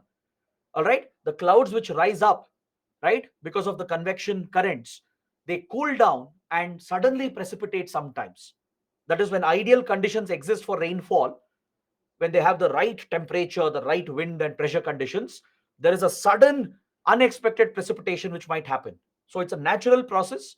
That is why cloudbursts occur.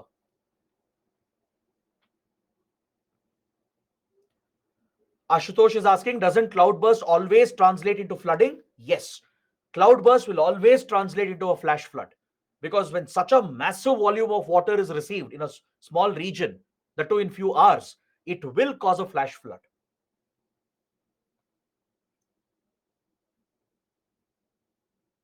Monica is asking, can we mention Chernobyl disaster with regard to man-made disasters? Yes, definitely. It's a nuclear incident. We will mention that. We'll come to man-made disasters later. So Chernobyl is an example for a nuclear accident.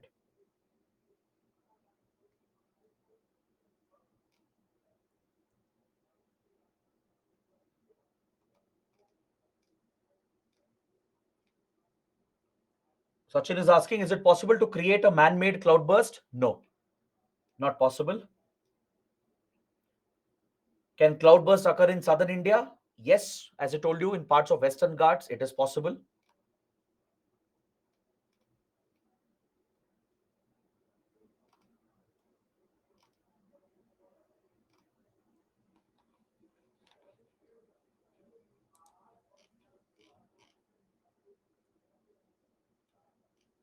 Okay. So, guys, these are the questions. I think that's enough for today. We have covered a lot of topics. I hope you guys liked the session. Do let me know how it went in the comments. I'll take a look. And let's meet tomorrow. We have few more disasters to cover. We'll finish all the natural disasters and then take a look at man-made disasters. So I'll see you tomorrow. Till then, take care and do let me know how the class went. That's it. Thanks for watching. Have a good night.